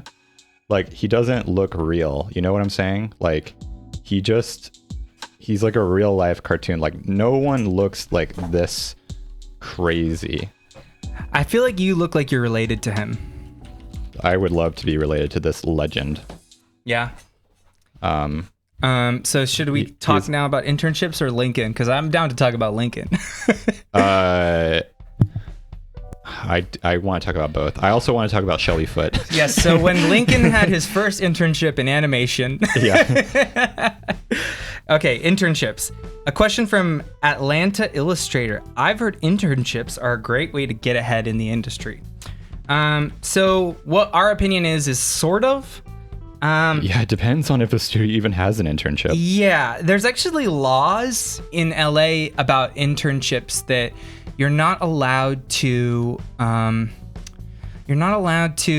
have interns draw on a lot of the productions, a majority of them, like Nickelodeon and Cartoon Network, because otherwise those companies would just use would use internships to finish everything because they're significantly cheaper than professional artists. Yeah, I mean, you need to pay the professional artists, and you can't like try to lowball people by trying to skirt the law in like weird ways. Like we have a union to protect us. Yes. So part of the union is like interns can't draw production art. Yeah. There was a lot of people being taken advantage of in animation when it first started, like in early Disney era, and all the artists came together and formed a union back during Dumbo. And like it really has protected artists from like studios exploiting people, and that is why artists actually get paid like a very good living wage. And we can afford to live in LA because it's like really expensive here. Otherwise we would just be making like barely above minimum wage. Yeah. So what I would say is there aren't a lot of internships. Yeah, there's only a few at studios that like feel like they need to have like internships as like a PR thing. Yeah. So, and then even when you get that internship, you're not allowed to draw. However, you do get to spend time at the studio, meeting artists, hanging out, usually doing PA work, like organizing files, getting someone coffee, etc. It can be really good just to get the exposure to the industry and like be there with the artists. It can be, again, if it exists. If it exists, yeah. That's the thing. There aren't a lot of them. Only certain ones. Yeah. So I would like, if you have the opportunity to to take the internship, take it. I mean, take whatever you can get. But like it's not something like I would like look for. I technically did an internship at Disney Interactive, which is the video game division of Disney, and they didn't pay me very well.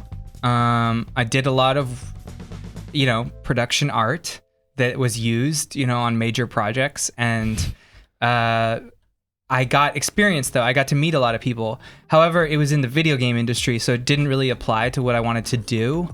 But I did make some really good friends who are still in the video game industry. So yeah, that's my opinion is like, yes, I've done internships. They were a good experience. In hindsight, I recognized that they were taking advantage, but I needed to be taken advantage of so that I could learn. Yeah. I mean, it's all experience. Like, people say that it's like, oh, we can pay you in exposure and experience, and that's kind of BS, but like, sometimes the experience really is worth it. Yeah. That's a really great drawing of Lincoln, Brent. I think, have you drawn Lincoln before? Yeah, I have drawn a couple times. Brent is a huge fan of American history and history in general. Am I right? Oh, dude, it's great. Yeah. I'm into it. I'm into Ken Burns, man. Ken Burns, yeah. I'm into everything going on in this picture. Yeah. The Civil War was fought in 10,000 places, from Texas to Tennessee. Brother, fighting brother. Didn't more people die in the Civil War than any other war in America? Over 2 million people, I think, died in it. It's over 2% of the population. Any other war America's participated in. That's how to say it. Yeah. More Americans died in the Civil War. In the Civil War. Yeah. I guess we just hate each other. I mean, we did. Yeah. I mean, yeah. I hope we've kind of learned from that. We'll see. Maybe we should start a civil war. What do you think of this? I don't want to incite violence on BAM Animation, but what if we, Portland, like Oregon, Washington, okay, and California, went out and became their own state? And secede from the union? And secede from the union. Too political for me, man. We make all the vegetables. They have to pay import taxes. Yeah. Anyway, yeah. No inciting violence on BAM Animation. Not ready to go there yet. When the time comes, you'll know. if it I'm not going to be the person to suggest that. Wasn't that like a Looney Tunes gag where he cuts Florida off? Yeah. I'm all about that. The thing about that is people can't choose where they're from. Yeah. I'm from Texas. Right. Yeah. And I'm a privileged Californian. Yeah. So, and I took, the first opportunity I could, I left. But we would just, you would immigrate here if you came from Texas. No, you can't immigrate if you secede. It becomes like an issue. People tried to leave Germany when Hitler was in power. Then you couldn't do it after a while. Yeah. Okay. So the next question is, do you expect or would you like this YouTube channel to be a full-time job? Should I answer it? Yeah, tell me your thoughts on that, Max. Okay, well, we wrote in our notes, this is a side hobby. It's kind of like a model train set that we like to play with, our YouTube channel.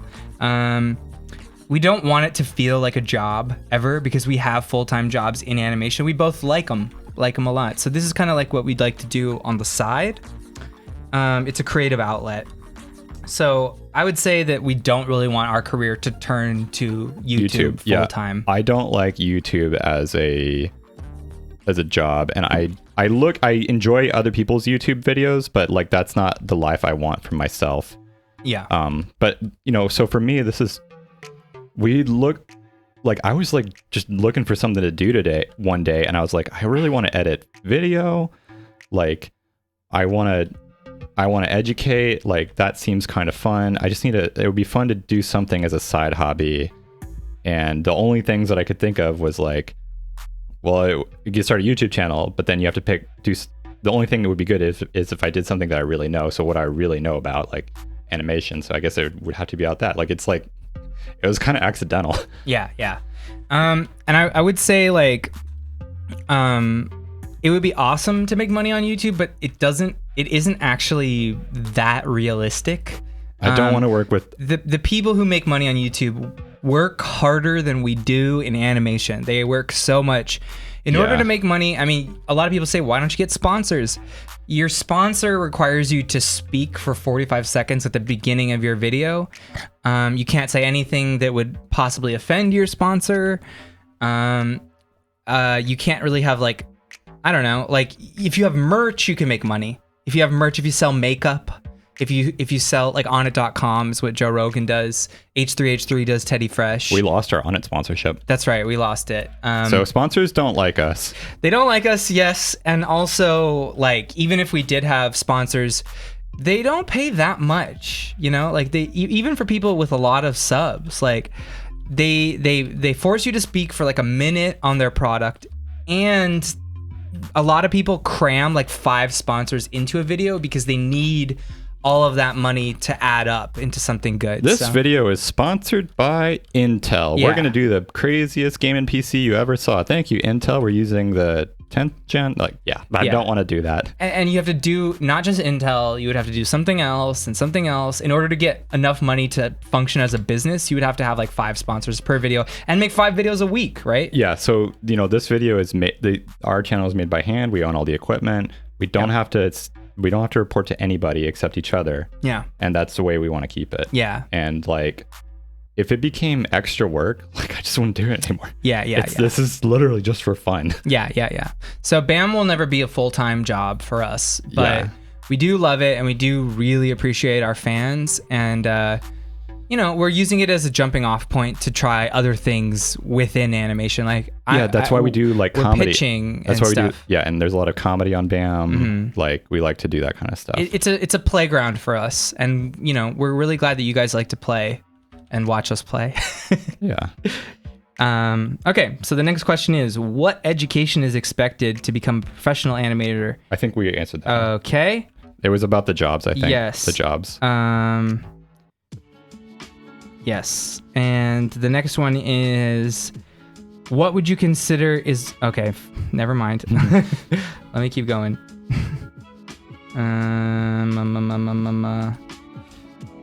How do you train yourself to think in 3D when you draw?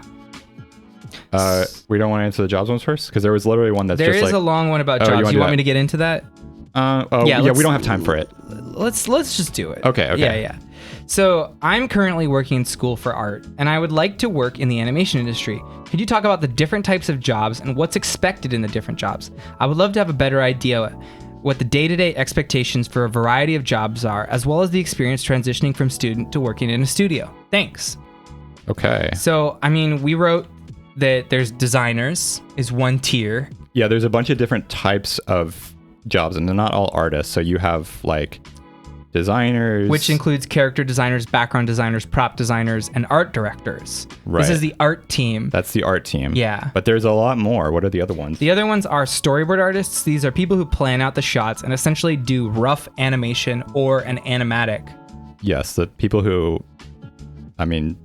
figure out how the show's going to fit together. Yeah, these are like Skyrim classes. yeah, you pick your class. You pick your class. So I'm a shaman. Within them classes of storyboard, you have storyboard artists, storyboard revisionists, storyboard directors, and a supervising director. Mm-hmm. So it's a similar.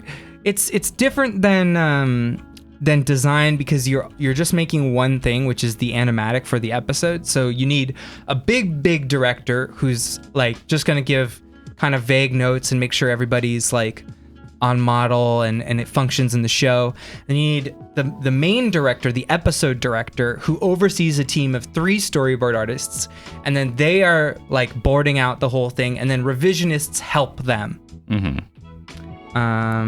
Let's keep going. Yeah, it's a big assembly line. Okay, so what else is there? Because there's other jobs. Production. Yes. These are people who manage the artist's art and the budget. So there's coordinators, production manager, line producers, and PAs. So yeah, some people, their job is just to help artists do the work and like manage all the tons of like art assets. Organizing. Yeah, organizing. That's mainly what it is. It's a huge job. It's a full-time job. There's a reason. Yeah. There's a whole department for it. It's just being able to make sure people come in on time and organize all the assets and send them to an animation studio. Mm-hmm. All right, so animation, people who make the drawings move. So these are not usually located in LA, but they might be in a studio like Titmouse. Yeah, there will be animators. Some studios do their animation in-house. Yeah. Some outsource it. Yeah. And then in LA, typically, if there is animation, there's retake animators that work here and get the animation back and either fix it or like redo it from scratch. Yes. So the production team takes all the assets, they mail them to an animation studio overseas or in Canada. They complete all the animation and then send it back to the United States, and then or wherever. I mean, the United States is our example. And then retake animators might fix a couple things here and there and composite it all together. Is that correct? Retake animators sometimes actually just animate certain scenes by scratch. So you need someone. It has to be a person who can fully animate, but mostly their job is to like fix things. Yeah, mostly their job is to like fix. So there's plus or bump up or just be kind of that perfectionist who has the whole thing and can really like pull it together. Yeah, and we're not saying that there is no animation in LA. There are studios that do animation here. Titmouse, if you guys watch Midnight Gospel, it was all animated in Los Angeles. Mm-hmm. The animation exists here. It does. It's just not the majority. Yeah. And the last one is the post team. Okay. So people who put the animation together, which is editors, compositors, and sound engineers. Yeah, you have people who like take all the frames of animation, literally just like put them in After Effects and like get them all working together with the background and plus things and effects, things like that. And the editors who like edit together animatics and things like that. Yeah. So the only other thing like that we wrote on notes for this was like that it's an office job. Remember that? Yeah. You don't enter the office by writing on a slide and like there's like Mickey Mouse is there to greet you with an ice cream dispenser. Right. It's an office job. Like you're in a cubicle. You're not filling out paperwork. You're just drawing. Yeah, you get to draw. Yeah, and there's plenty of jobs in it. So I hope that clarifies what some of the jobs in animation are. All right, let's look at some of these Lincoln drawings. By the way, Brent, I mean, well done. Thank you. I think I'm warmed up. I think that's like my favorite drawing you've done so far tonight. I'm very familiar with the face. I've done it before. Oh, does he have a mole? He does have a mole. Okay, that's great. You can't forget the mole. I think that might be okay. Yeah, thank you.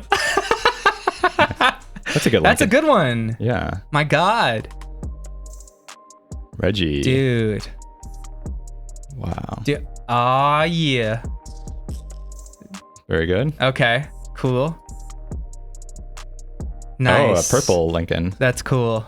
This one's kind of like He looks kind of anime-ish or something. It's like an Orson Welles Lincoln. Nice.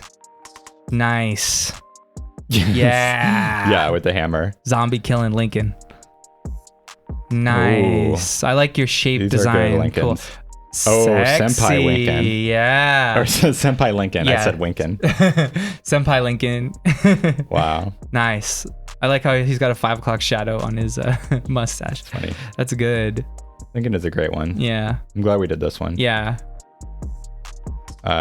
Zombie Lincoln. Yeah. That's cool. The Lincoln. That's cool. Wow. He looks like a hipster there. This one's kind of like... He's like, yeah, have you read my film script? This one's kind of like a Fabio Lincoln if it wants to open. Hi. Hey. Nice.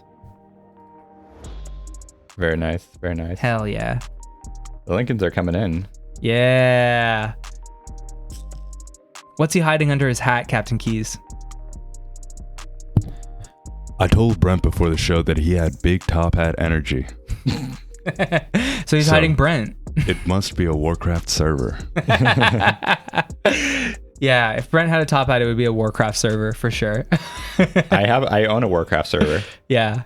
I'll show you guys my Warcraft server. Do you really want to? Let's do it. I'll bring out my Warcraft server. Let's pull his Warcraft server out. Yeah. We got a Clone High one. Nice.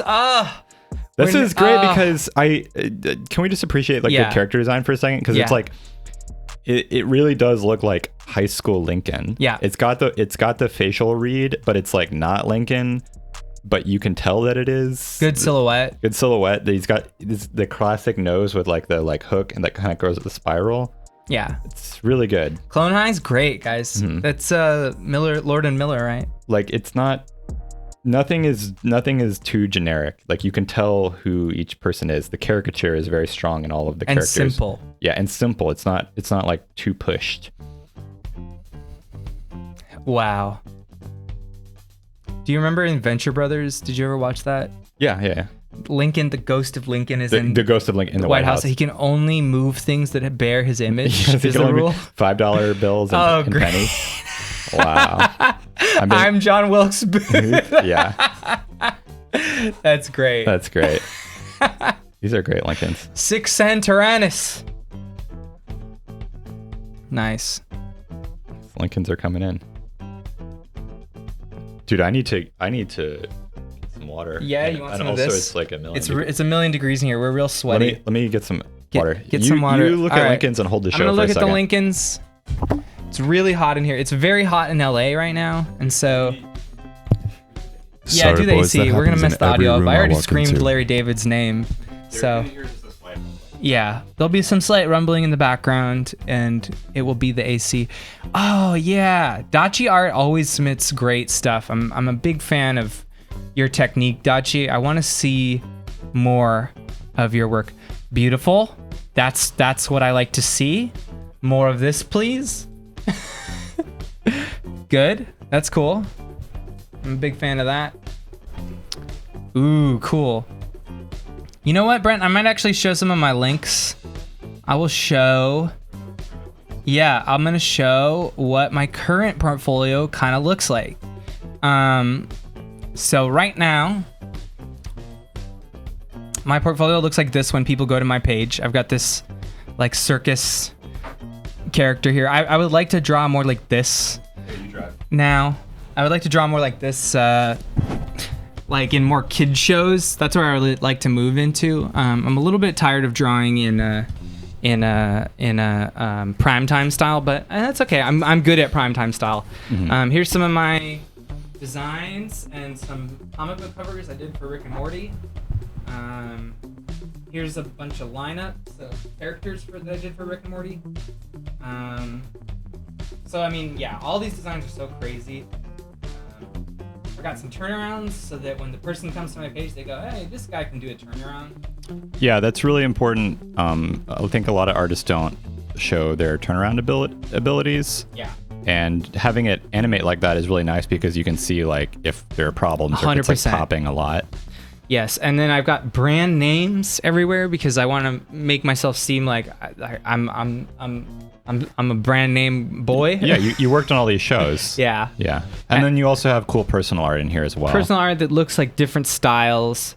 I actually really Wait, mic went out? did it. Which one? I don't know. I see both of them. They're all going up. Yeah. They're saying there's no audio. No audio. I don't know what's going on. Can you guys hear us? Oh no. The audio's dropping. Oh, they said it's good now. Okay, it's good now? Okay, cool. Okay. Okay, cool. Yes. Let's keep going. 2 if you can hear us. 2 if you can hear us. All right. 1 if it broke. Bunch of stuff. Primetime stuff, like goofy looking Adventure Time stuff, like, because I would like to try to draw, like I said, more in a kid show. I worked on this, and here's some more turnarounds. I worked on that. Here's some incidental characters and my name and email. So, yes, very cool. That rules. Should we call up Jen and do a new theme? Yeah, let's do our interview now. Yeah, we're going to do an interview with a fan of BAM who has made it in the animation industry. Yes. So I think that's a really cool thing. So you want to hook that up first? Yeah, Jen, go ahead and get on Discord. Jen, get on Discord. And there's a delay, so that's why they're going to need time to actually load into Discord. Yeah. And I'm going to drag them down to the mod channel so we can do this while we... And we'll spin the wheel in a second to find out what the theme is. And why don't you conduct the interview and I'll try to draw. Okay. We'll spin the wheel right now while Jen gets ready. Yeah. All right. Wheel spinning time. Boom, boom, boom, boom, boom. Oh, Jen is there. All right. Hello, Jen. Oh no, you're gonna have to spin that again for me. Oh, car? Okay. Yeah, I don't want to draw a car. Can you hear me? Oh, yeah, we can hear you. Go ahead and give us some talking, Jen, just so that we... Hello. There we go. I hear you. I'm going to turn you up just slightly. There's so many loud things going on in this apartment. Yeah. You know, all in all, I'm happy with this stream, but where's the pen? It's lost. It's already gone. All right. Okay, just a second, Jen. Here it is. Got it. All right. Okay. Jen, are you there? Oh, she's here. All right, Jen, why don't you tell us a little bit about yourself? Where are you from? How old are you? And what are you currently working on? So I'm from Tampa, Florida. I moved here a little over 2 months ago, and I'm gonna be a character designer on Final Space for season 3, starting tomorrow. Wow. Yeah, that's a little bit about me. Okay, so just before we keep going, new theme. Amazing, new theme. Now The theme is this creepy Persian cat. Yeah, Jen is actually our moderator in the chat. So if you spam, Jen is gonna put you in the kitten cage, as I like to call it. Baby jail. Yeah. So thank you so much, Jen, for being part of the live stream, muting people who are, I guess, a little annoying in the chat. But it's been really helpful. Now, you recently started working in the industry, and you actually recently moved out here. So what has your journey been like? We want to hear a little bit about that. Oh boy, where do you want me to start? I went and did a notes timeline of my entire life from when I started college Well, until let's start with tomorrow. Let's start with when you were I want to work in animation. When did you ultimately decide that? So in about my second semester of college, I was like, okay, I think I really want to work in animation. I think that's where I want to be. I didn't really know exactly what job I wanted because I didn't know what existed. For a long time, I thought I needed to know everything. So I learned storyboarding, and I learned animating, and I even learned 3D stuff because I thought I need to know everything so that I could, land something out of desperation. Yeah, I believe, now that strategy, we call that a shotgun blast. I love that. And that's really important because you don't know what you're going to be good at. And you don't want to put all your eggs in one basket. Everyone is going to be a little bit different, and based on their background, they're going to be a little bit different and be better at certain things. I didn't really know that I was going to be a prop designer, but I wasn't afraid to do drawings like that. Yes, and sometimes we get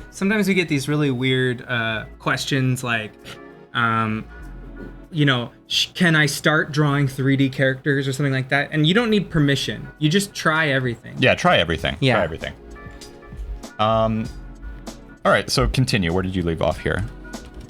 So I finally settled on wanting to be in the animation industry, sort of like a soft settling, because I didn't know if it was something that was possible. And so I then started more pursuing it more seriously and trying to see what did my school offer that could help me. And it wasn't much. They offered what they could for the funding that the school had. I took as much as I could, but I didn't get to start taking classes specifically for animation until my second semester of my junior year of school. Wow! And So that was animation 1. Yeah, they pushed that all way back because was it a state school? Yeah, so I went to the University of South Florida. So just, I guess, a normal college where you take, your average general education courses, math and sciences and biology and all that fun stuff. And then I applied to the art department, and basically if you apply, you get in. And even I was one of the last runs of people where they even required a portfolio submission process. After that, they just started letting anybody who wanted to be an art major into the School of Art and take all the classes. That's yeah, that's exactly what I experienced. Is these colleges are basically just like, they're just money machines. They're in it to let whoever in. There's no bar for entry for state schools. Now, we had a conversation before, and we both kind of like commiserated a little bit because we basically had the same school experience. Like, it was a fine art education, which is a lot of BS. Yeah, so you want to tell us about that? I kind of pride myself on how good I am at BSing now. I'm really, really good at it. I took, all the art history courses that I needed to take, and it was kind of a lot, especially for not minoring in art history. Oh, you have to take so much art history. It's more important than your drawing classes. Yeah, I took more courses in art history than I did drawing or animation or anything, like literally anything else. And I couldn't even probably tell you half of the stuff that I learned. Are you telling me you don't know who Marcel Duchamp is? He's a toilet guy, right? Yeah, he's the toilet guy. It's called Fountain. Yeah, the Fountain. Yeah, so, I did that, and I got really good at just saying all the right things, or basically memorizing the key phrases necessary to get an A. Yeah, it's that. There's no fundamental art education. There's no skill. There's no technique. It's learning magic words and like saying things for academia reasons. And I'm sorry if any of my, well, no one's watching from my college. They don't care what I do. No, my college. You mean they're not all famous fine artists, Brent? No, they did nothing with their lives. Everyone that I know that went to school like ended up trying to do something else because like it just didn't work out for them. Yeah. I have a lot of respect for people that are really into like conceptual art, and there's nothing wrong with conceptual art. But no, there's an element of coolness of coolness to it. It's just very pretentious for me, I think. Yeah. How old is Jen? Jen, how old are you when you were like in school? How old are you now? Like, tell us a little bit about where you are in life. So right now I'm 24 years old. I'll be 25 in September.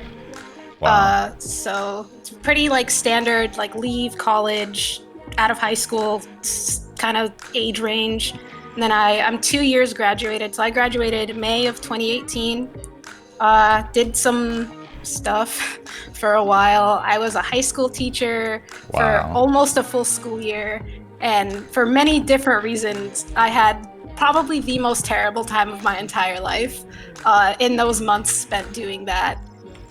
Because I needed to fill time while I kind of figured out what I was gonna do and waiting for like my boyfriend to graduate. And for a while I even thought like, oh, I'm gonna move to Canada. And up until like December of like 2018, I was dead set we were gonna move to Canada. I was gonna move to Toronto because of connections we both had and all that jazz. And we visited Toronto thinking like, oh, there's studios there, I could find a job, and I know this guy that I'm doing graphic design for. I could work for him. And I got back from the trip super sad, and it's like the day I got back, I'm like, I need to move to LA. Yeah. What made you sad about it? So there was nothing wrong with the country itself or the area or the city. It was wonderful. Like one of the best places I've probably ever visited, and one of the the funnest vacations I've had. It was like my first vacation without family, but it wasn't what I wanted. It was like there were maybe like 5 studios, if that, and the things that they were working on just wasn't what I wanted to do. Like I wanted to be in pre-production, and I knew that in my heart. Like I want to be in pre-production, and it wasn't right. And I felt like, am I really gonna move all the way to a new country to still probably not be able to find work? Yeah, it's tough. I mean, I think that's why a lot of people end up in LA. I mean, I know people that did the Canadian animation circuit before, and then they ended up here. But I mean, there's also plenty of people who really enjoy it in Canada, like working at the bigger studios. Vancouver's beautiful. Yeah, it just depends on what you want to do. And if if the production part doesn't make you happy and you want to do pre-production, then yeah, LA is the place to be. And tell us about. She made friends, right, out in Florida who ended up working in animation, right? Yeah, she did. Tell us about your friends. So once I decided, like the day I got back from Toronto, I had decided, this isn't for me. I'm gonna move to Los Angeles, and I knew somebody from a past place that I worked who had done basically what I wanted to do, packed up all of his things, and moved out to LA to pursue a career in animation, and he was doing great. So I reached out to him on Instagram because we were both mutuals, and he basically was super open with me about the process. Told me like, this is how much money I saved, this is how much certain things cost. And as things got even closer to when I was gonna move, both him and his girlfriend were very open. It's like, oh, this is the company we used to ship our car, and this is how much it costs, and this is how we shipped our computers. Oh my god. Yeah.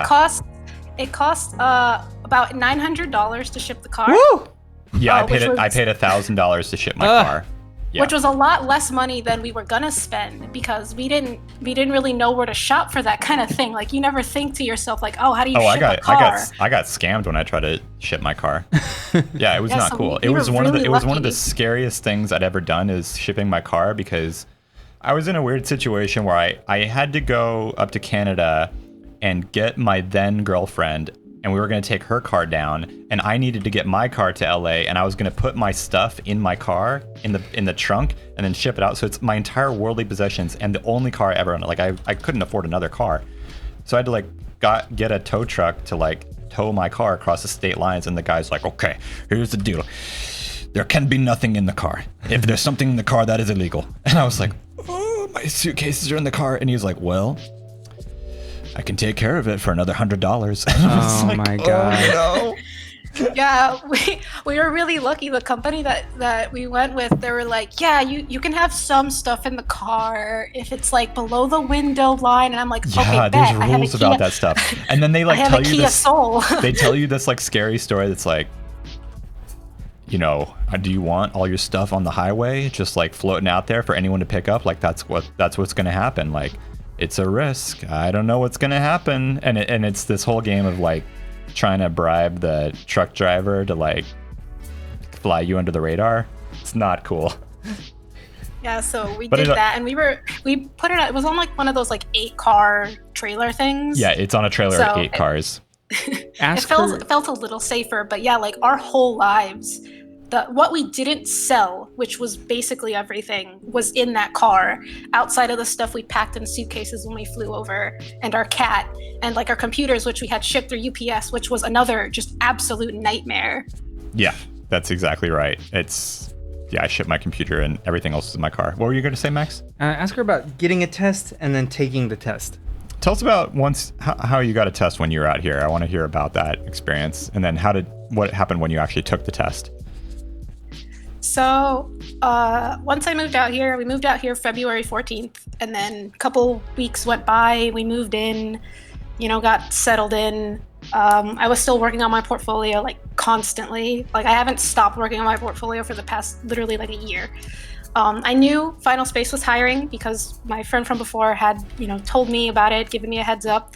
He was going to put in a word for me because he'd also worked on the show in the same position and knew the guys that were hiring for it.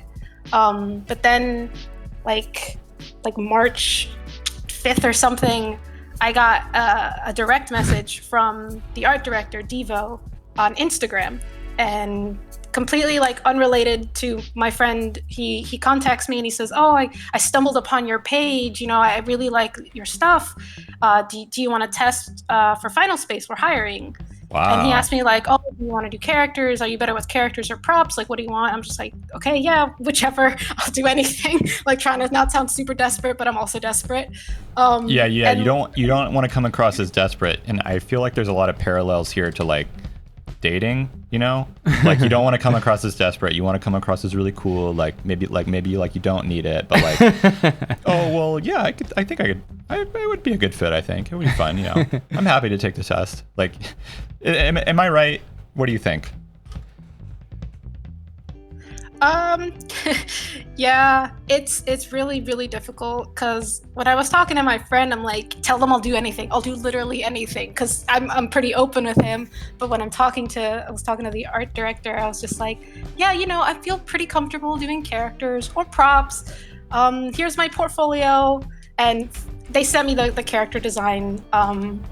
The character design test because he was really interested in the work I was doing, like with expressions and all that stuff.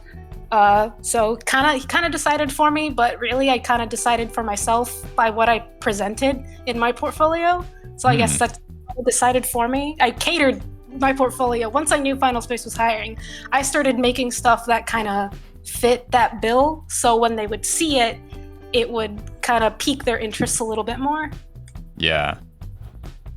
That's really interesting. Tell us how you met us, because we actually kind of interacted a long time ago during one of our yes, I remember that, like Mimi videos. Yeah. Yeah. Tell us about. We went back and did research on that. I found the exact date that I subscribed. Wow. So you watched one of our videos, and then tell us what happened there. Yeah, so in September of 2018, I guess I must have been Googling like how to do character turnarounds or something. Oh, wow. Because that was one of the first videos that I saw, that and like the color fill video. I was trying to learn how do I color faster, like when trying to do character stuff for my portfolio. And that and so you want to make an animation was like the first videos I ever saw on your channel. Yeah, look at all these Persian cats, by the way. Yeah, so Jen is just like, I think somebody who we really want to like raise up and say that like this is what the kind of person that like we want to create at BAM, right? Like we want somebody who's Jen's like, doing it right. Yeah, she's doing it right. She's like dedicated, focused, working, not afraid, no ego, and everything worked out for her, and now she works in animation. Yeah. Yeah. It was a very amazing success story. Yeah. We're really happy with all the hard work you've done. And I mean, you earned it, man. Oh, thank you. Yeah, I do have fear. Yes, it's always scary. That's important to hear. I moved here, and I might sound, if you think I sound confident, I tried to pretend to sound confident. See, that's important. Everyone is very anxious inside, but you got to bury that deep down and just like practice like sounding confident. Let it fester in the form of a mental illness. Yeah, no, fake it till you make it. Fake it till you make it. I mean, that's I'm still doing that to this day. I remember Jen because she visited us at Lightbox Expo and just dumped keychains, yeah, shoot, on our table. Like Jen wanted to make an impression, just like, I love you guys, here's keychains, and I still have those keychains. Yeah. And the art that Jen did was so good. Yeah, Jen was very memorable. It wasn't annoying to meet Jen in real life was very memorable. Yeah. So we had kind of interacted before because I participated in the like, I keep clicking T to talk into the chat. But yeah, I did the Bowser Chimera little art challenge, and I remember getting a message like, hey, can we share this on our page? And I was like freaking out. Oh yeah, you were probably the first person we ever reblogged. Yeah. Yeah, because I was like really hardcore working on my portfolio at that time. So it meant a lot to like, I felt like recognized and like I was achieving what I was trying to achieve. Yeah, if I remember correctly, that was like a meme we made that somebody's OC and like Brent kind of drew it, like what some like crazy OC would be, and then you made it look like a beautiful character that could have its own show. Mm-hmm. It was very nice. Yeah, I'm sorry, I'm like also typing in chat. That's okay. I'm still reading. Yeah. I mean, people need to be muted. But yeah, so I did that, and that was kind of like our first, I guess, internet interaction. And then when I saw that Lightbox was a thing and that you guys were gonna be there, I thought, oh my God, I'm going to get to meet them. I hope they remember who I am. And I prepared for Lightbox like with two of my best friends, Wally and Abby. One of them's in chat right now. And we prepared like crazy for Lightbox Expo. Like it was the biggest thing we've ever done, because coming from Florida and USF art department, it felt like a really big deal. It was like our first animation industry convention, and we got our portfolios ready and we did printing and we had them in books. For months we got ready to go. And so I had these goodie bags made for all the artists I wanted to thank for teaching me all the things I didn't get taught in school. And I came to you guys like half shaking with my bag of treats. I would say, yeah, you were kind of vibrating on the edges. Yeah, I do remember that. Yeah, it was real whipped up. But yeah, and then I remember I asked you like, hey, could you review my portfolio? Yeah. Wow. And Brent reviewed my portfolio, and then Max looked at it. And I remember asking like, do you think I'm ready? Like, do you think I should move out here? And you're like, yeah, just do it. Just lie about your address and just start applying to jobs. That's good advice. Yeah. Yeah. Amazing. Yeah. What do you want to do, Max? I think that's great. Thank you so much, Jen. We just love hearing from you, and you're the best. And now we're friends. Yeah, we're so happy that can we call you our friend? Is that okay? Can we sit at the cool kids table? Yeah. Welcome to the cool kids table, Jen. No, she's the cool kids table. Oh yeah. We're the nerds. We're going to their table. Yeah. Yeah, we're the nerds. Yeah. That's awesome. Yeah. Well, thank you so much Thank for being part of our live stream, and thank you for moderating the chat and putting people in the kitten cage. I really appreciate it. You're part of the staff. Are you ready to do one more, Max? Yeah, let's do the wheel. Let's do a wheel spin. All right, say goodbye to Jen, guys. I'm gonna boot out of Discord here. Well, you know what? We got car last time. Oh, I do want to do. Would car. you like to draw a car? Yeah, I want to do car. Yeah. So the next theme. Let me give a new theme.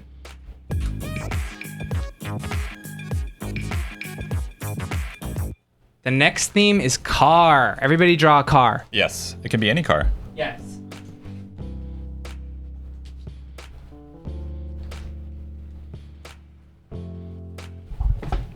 Awesome. I love Jen. That was great. Jen is great. Yeah. And what kind of car should we draw? I just want to draw an old car. Yeah, you're so good at drawing cars. So yeah, good job on the Persian cats, everybody. I know we didn't really talk much about that Persian cat, but you guys made some really good art, so thank you for doing that. Yeah, everybody's cats were amazing. We were just caught up in the interview, and we wanted to make sure that Jen could say everything that they wanted to say. Yeah. And I apologize if I misgendered anybody. I'm sorry. It's just hard. Yeah. But Jen prefers they. Yeah, my bad. So cars. Now I know this is probably not going to be a favorite, but let me tell you guys, cars can be easy, like especially older cars, because they're very iconic and some are very boxy. So choose your favorite car and just give it a good attempt. And if you don't do a good car, that's fine. Just make it kind of cartoony. Yeah. By the way, if you guys want to follow Jen, it's the sketch on Instagram. Yes, the.sketch. The.sketch. So I'm gonna look at a car first, and then I'm gonna figure out what I want to do, because I like these old. Should we restart the timer once? Yeah. Once I actually start drawing. Once he gets a car. I don't know what kind of car I want to do. Oh, maybe this one. No, not that one. This is the last theme? I think this is gonna be the last theme. And then I'm actually getting like a major headache, so I want to end it after this. And then we'll just look at our Rick and Morty tests, and then we'll bounce. Yeah. Okay. Cool. So I hope everyone's watching the new Rick and Morty. By the way, it's airing at. I'm gonna watch it after this. Yeah, I'm excited. All right, I think I'm gonna do something kind of like this. This has been a chaotic stream, but I'm happy. I'm happy with all the art we made, and I think it's pretty cool. Yeah, I'm gonna do something kind of like this, I think. Yeah. All right. So there's more Reddit questions, and then there's also the live chat going on here. The live chat. I'm gonna everybody is saying that they have a lot of love for Jen. Yeah, Jen is great. So I'm going to let you guys keep saying that, and I'm going to read some of these Reddit questions. So, what are some ways that you guys try to avoid potential burnout? That's a great question. Hobbies and interests outside of work. Yes. You know? I do jujitsu. We have friends. We have this channel. We don't usually draw. Yeah. Like when we get home. Drawing is not like my main hobby, you know? Yeah. We want to do other things. Like we're both very we like to use our brains. So I can only speak for myself, but I think you function the same way, that when you want to draw, when you want to do something outside of work, you want to use your brain in a new, interesting way that you haven't been doing all day.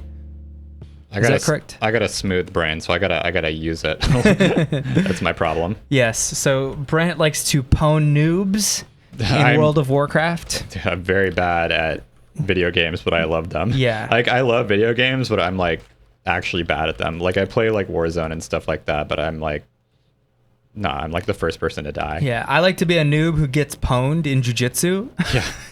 I play Everybody smashes me all the time, but I love it. I love jiu-jitsu because essentially it's someone in your space trying and being aggressive towards you.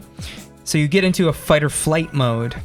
And when you're in that fight or flight mode, you oftentimes do fight or flight. Like you're scared and you just react weirdly. But if you learn jujitsu, which is like all based around leverage and being calm and breathing, you can think while you're in that space and solve the puzzle of the person's body trying to kill you. So that kind of calm ripples through the rest of your life. So it helps me a lot, and I've been really missing it in the quarantine. Okay, that's how I avoid burnout.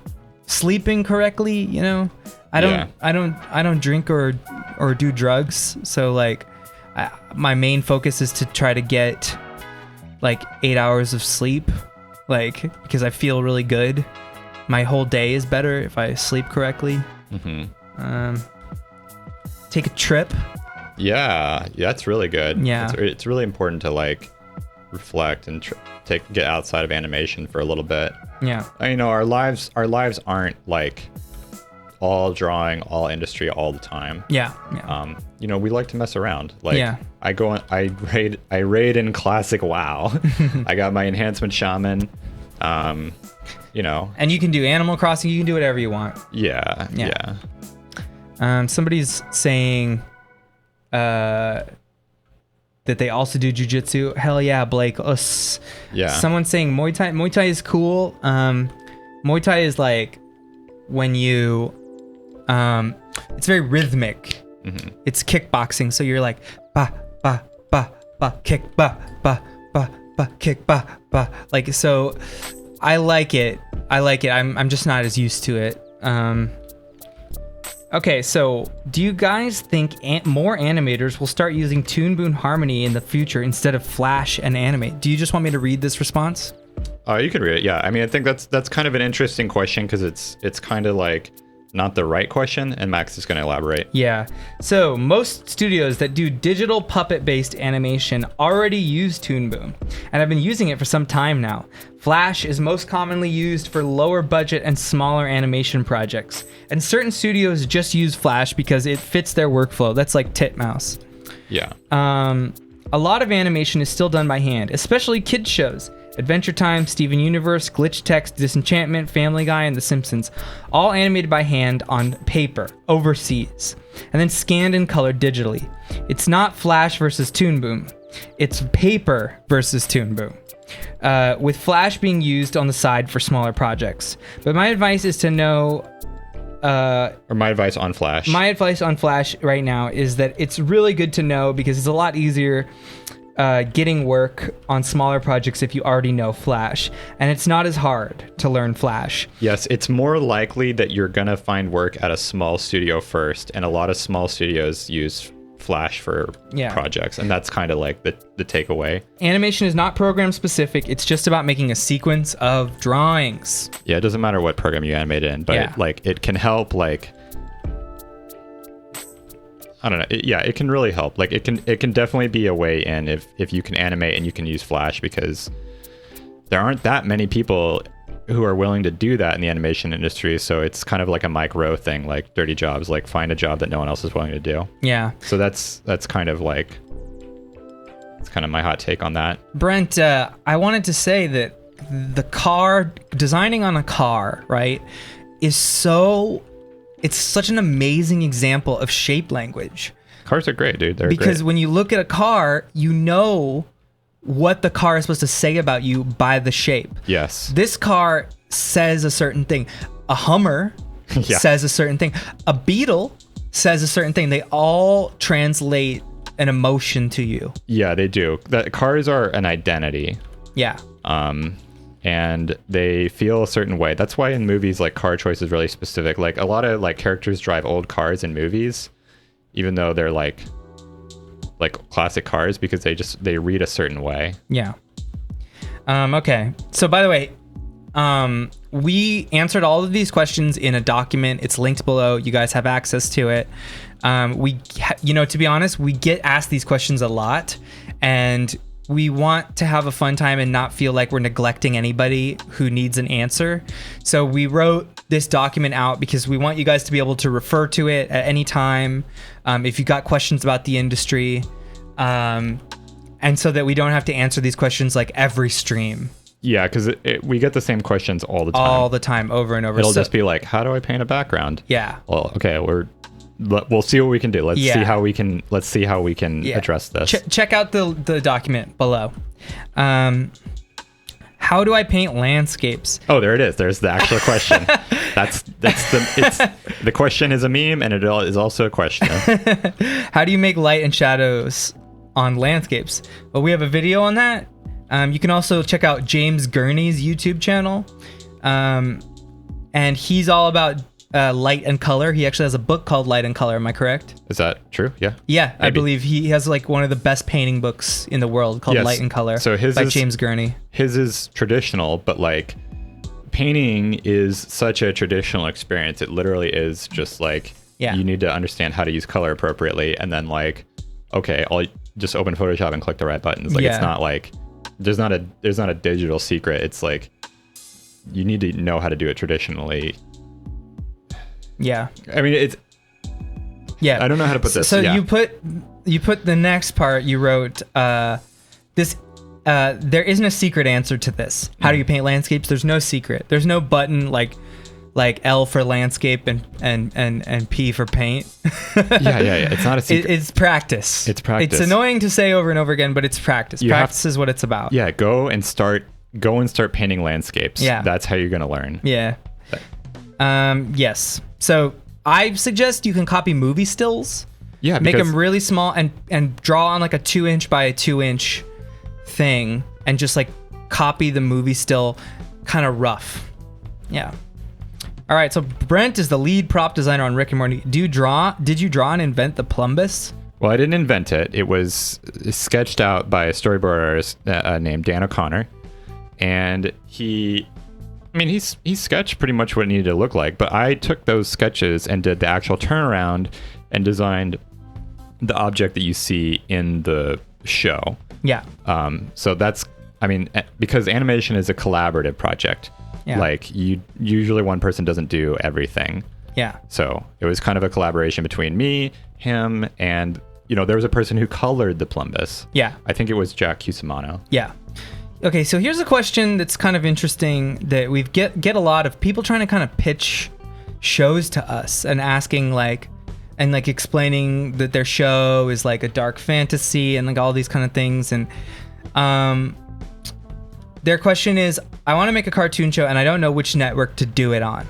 So here's the thing. I've been pitching shows for like a year and a half now and trying to come up with concepts and stuff. It's hard. It's really, really hard. And the answer is, what network should I pitch it to? Any network that you can get a pitch meeting at. Yeah. Anyone who wants to take you. You do have to think about your network though. Like, you're not going to pitch a violent show to Disney. You're not going to pitch kind of like a sexually explicit show to Nickelodeon, you know? You're not going to pitch an action show to Hallmark, yeah. Yeah. You have to think about the network that you're showing. There's gonna be basically 5 networks.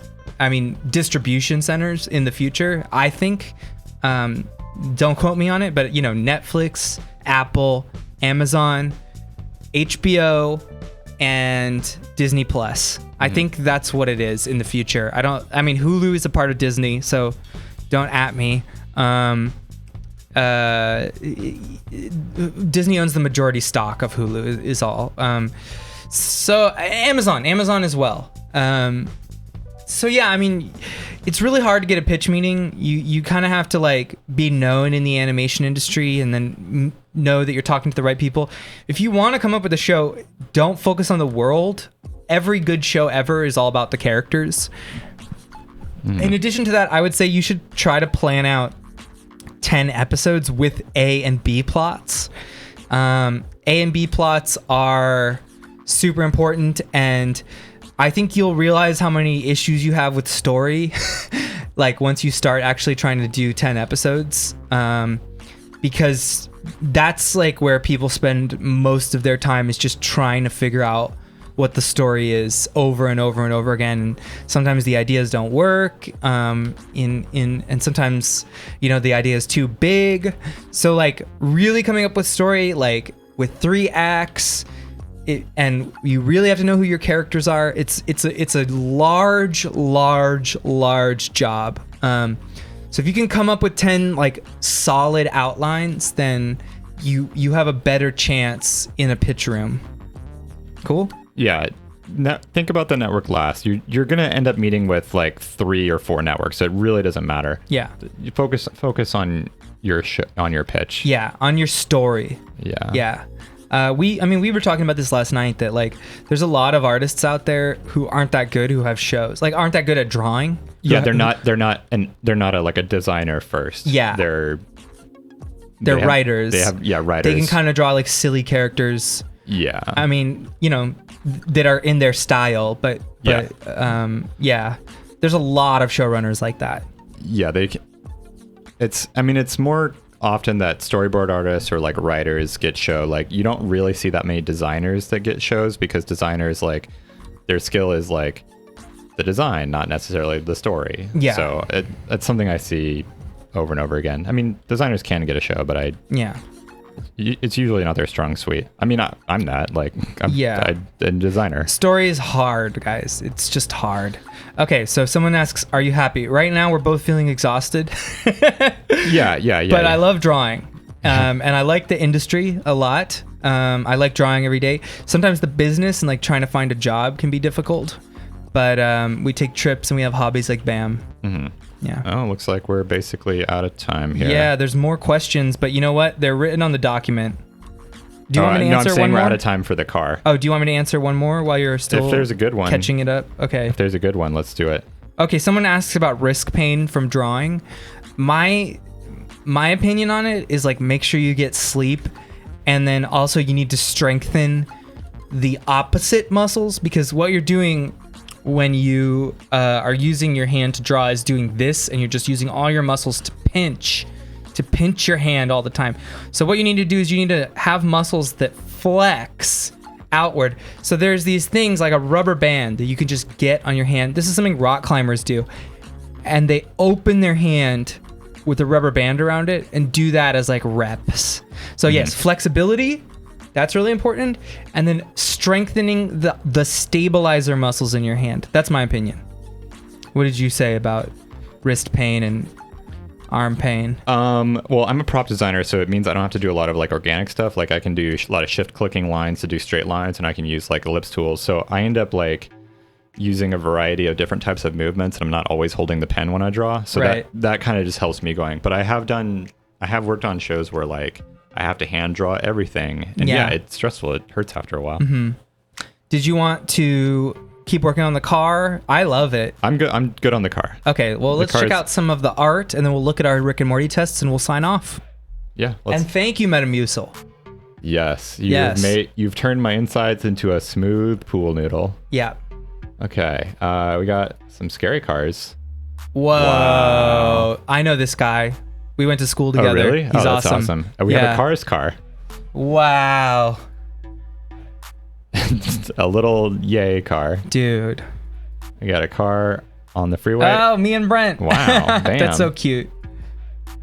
Sexy sports car.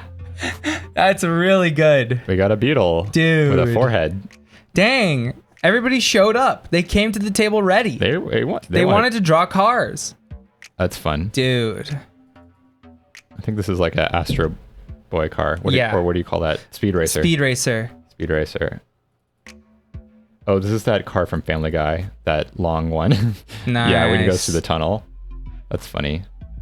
Send in your cars, guys. Yeah. Yeah. I'm going to click on that one. Me staying up till 6 a.m. to see the stream. Oh, thank you. And you drew a really cool clown car, I gotta say. Yeah, that's great. My car is actually red. Yes, I like my pose there. I'm like, I love a it. car. We have a kind of a concept-y car. That's good. That's cool. Yeah. Dude, let me see that guy's clown car again. That was so good. You click on it. I'm serious. I'm impressed. Lovisa Anderson. Dude, that's cool. Where are you located? I mean, you're amazing. Mm-hmm. You're amazing. I love clowns as well, so I mean, I'm biased. I'm into it. Yeah, that's cool. Alexis. That's nice.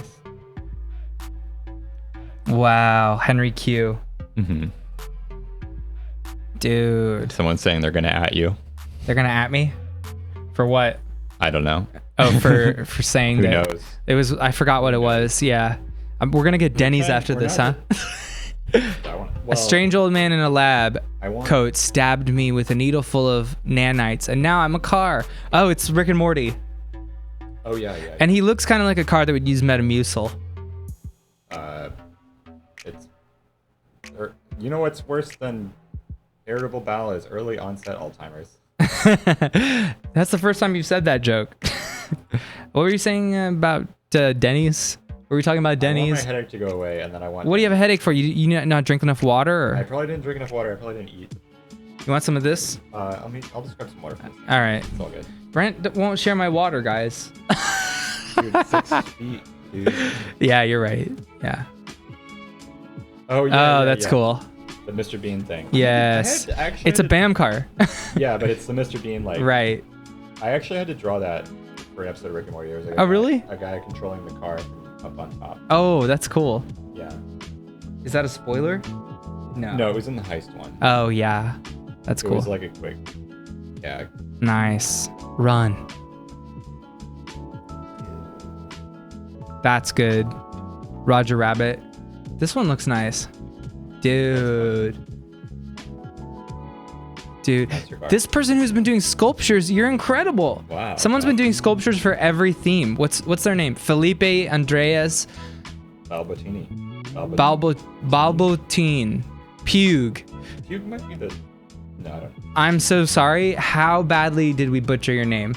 One's in the chat. They're clearly a renaissance. One's in the chat. Yeah, yes. They are all 4 Ninja Turtles. That's what their name is. Yeah. it's the overseas Ninja Turtles. Felipe, Andreas, Babolotine, and Pug. I think I'm not speaking directly into the mic. Yeah. Or wait a second. Something is going on here. Uh-oh. No, wait. I don't know what's going on. I think it got quieter for some reason. Audio. People are saying audio. Brent is quiet. Alright. Okay, how are we now? How are we getting... Yeah. I don't know, guys. The audio is getting weird. Yeah. We have just full chaos energy in this. I suck at cars. That's great. Well done. Yeah. I guess I might just like blast myself. I see it getting louder. There we go. All right. That's good. I love when you guys draw us. We look so cute together, Brent. Yeah, that is really awesome. Yeah. I'm gonna go a little bit louder. I can see my levels right here. Roger Rabbit. Roger Rabbit is a masterpiece. If you guys want to watch a video essay on Roger Rabbit, check out Captain Christian. I think that's about it. I think we've gotten a lot of cars. Yeah. Someone asked about the clown car person, Lovisa Anderson. Did you get it figured out? No, I have no idea. Because I can see the levels and they look okay, but I can't. There's no way for me to monitor in real time. How's it sound, Captain Keys? Oh, they say it's fixed right now. Okay, they say it's fixed. We're getting feedback, but it's all gravy. Feedback. Feedback. Oh What my do you mean god. feedback? All right, let's just use mine and finish our tests and get going. Is that cool? Yeah. I think they can hear us. Okay. Here's my character test for Rick and Morty, guys. Here's what it looked like. Here's me, season 2 of Rick and Morty. It's just starting. They're just releasing season 1. I'm a young buck coming into the office, and I get a test and I do it. So, yeah, it looks good. I colored it. The requirement was to draw 1 man, 1 woman, and 1 alien. That was what they asked for. Now look how many people I drew. Wow. Men and women a lot. Yeah. Yeah. There's a lot. Oh, we got a robot in there as well? Did a robot. Now look, I've worked on the show now, and I understand there's a lot of problems with these designs. Like, their heads are all sorts of different shapes and sizes. They don't match Rick and Morty. Like, if this dude were next to Rick and Morty, his head would just look like twice the size of theirs. So I recognize little things like that. Yeah, but it's still really good. But I cleaned it and I colored it. Mm-hmm. And I came up with ideas like that they're sorting a Rubik's Cube. And yeah, that's fun. all of those aliens are like characters. We'd had to do a turnaround. The turnaround, yeah. And I did a good job on that. And I did a sketch of a robot because they asked for a robot design. I didn't have time to finish it. Was there another turnaround that you Well, did? actually, they weren't so sure if they wanted to hire me. So James said, Oh, you did another turnaround. do another turn Okay. and see if you can replicate the one you did already. Yeah, and you had to So do then I this did. guy. This guy as well. Yeah. And I killed it. Wow. So they hired me. So this is a very good example of sticking out by going a little bit above and beyond. Mm-hmm. Yeah. Great. Let's see your test, Brent. Can we get that? Yeah.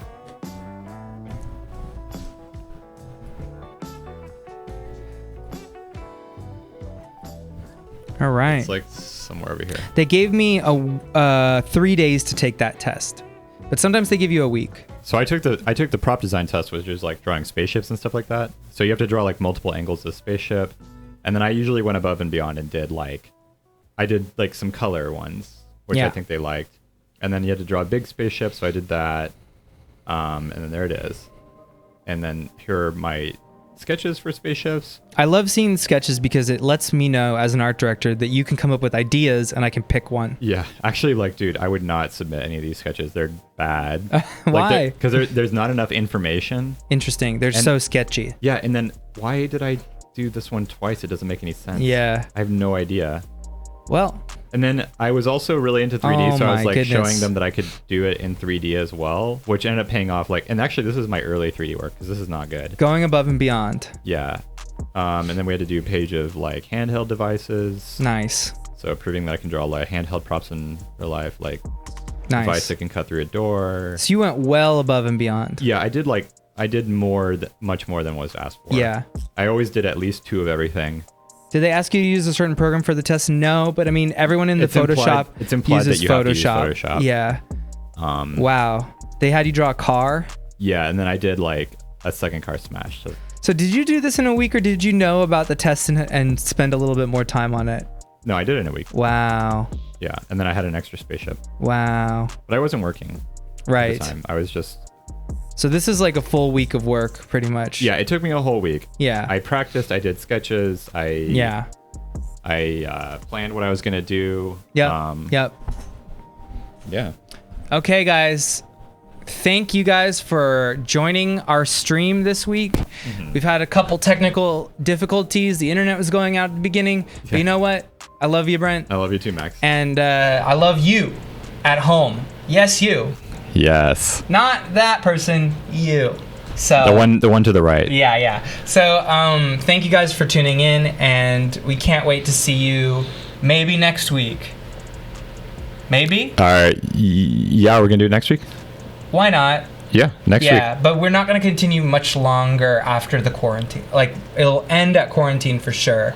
Yeah, once we go back to work, we're not Yeah. gonna do this. Because technically, we need to get back to our videos. we want to get back to our videos, and not a lot of people. I mean, we really appreciate you guys, but not a lot of people watch these streams. So our favorite thing to do is make nice edited videos, and we want to spend 100% of our time on that. Yeah, I want to spend my time on the videos, and Yep. like it's so hard to troubleshoot the. Oh my god. Oh my god. probably got really loud for a second. Yeah.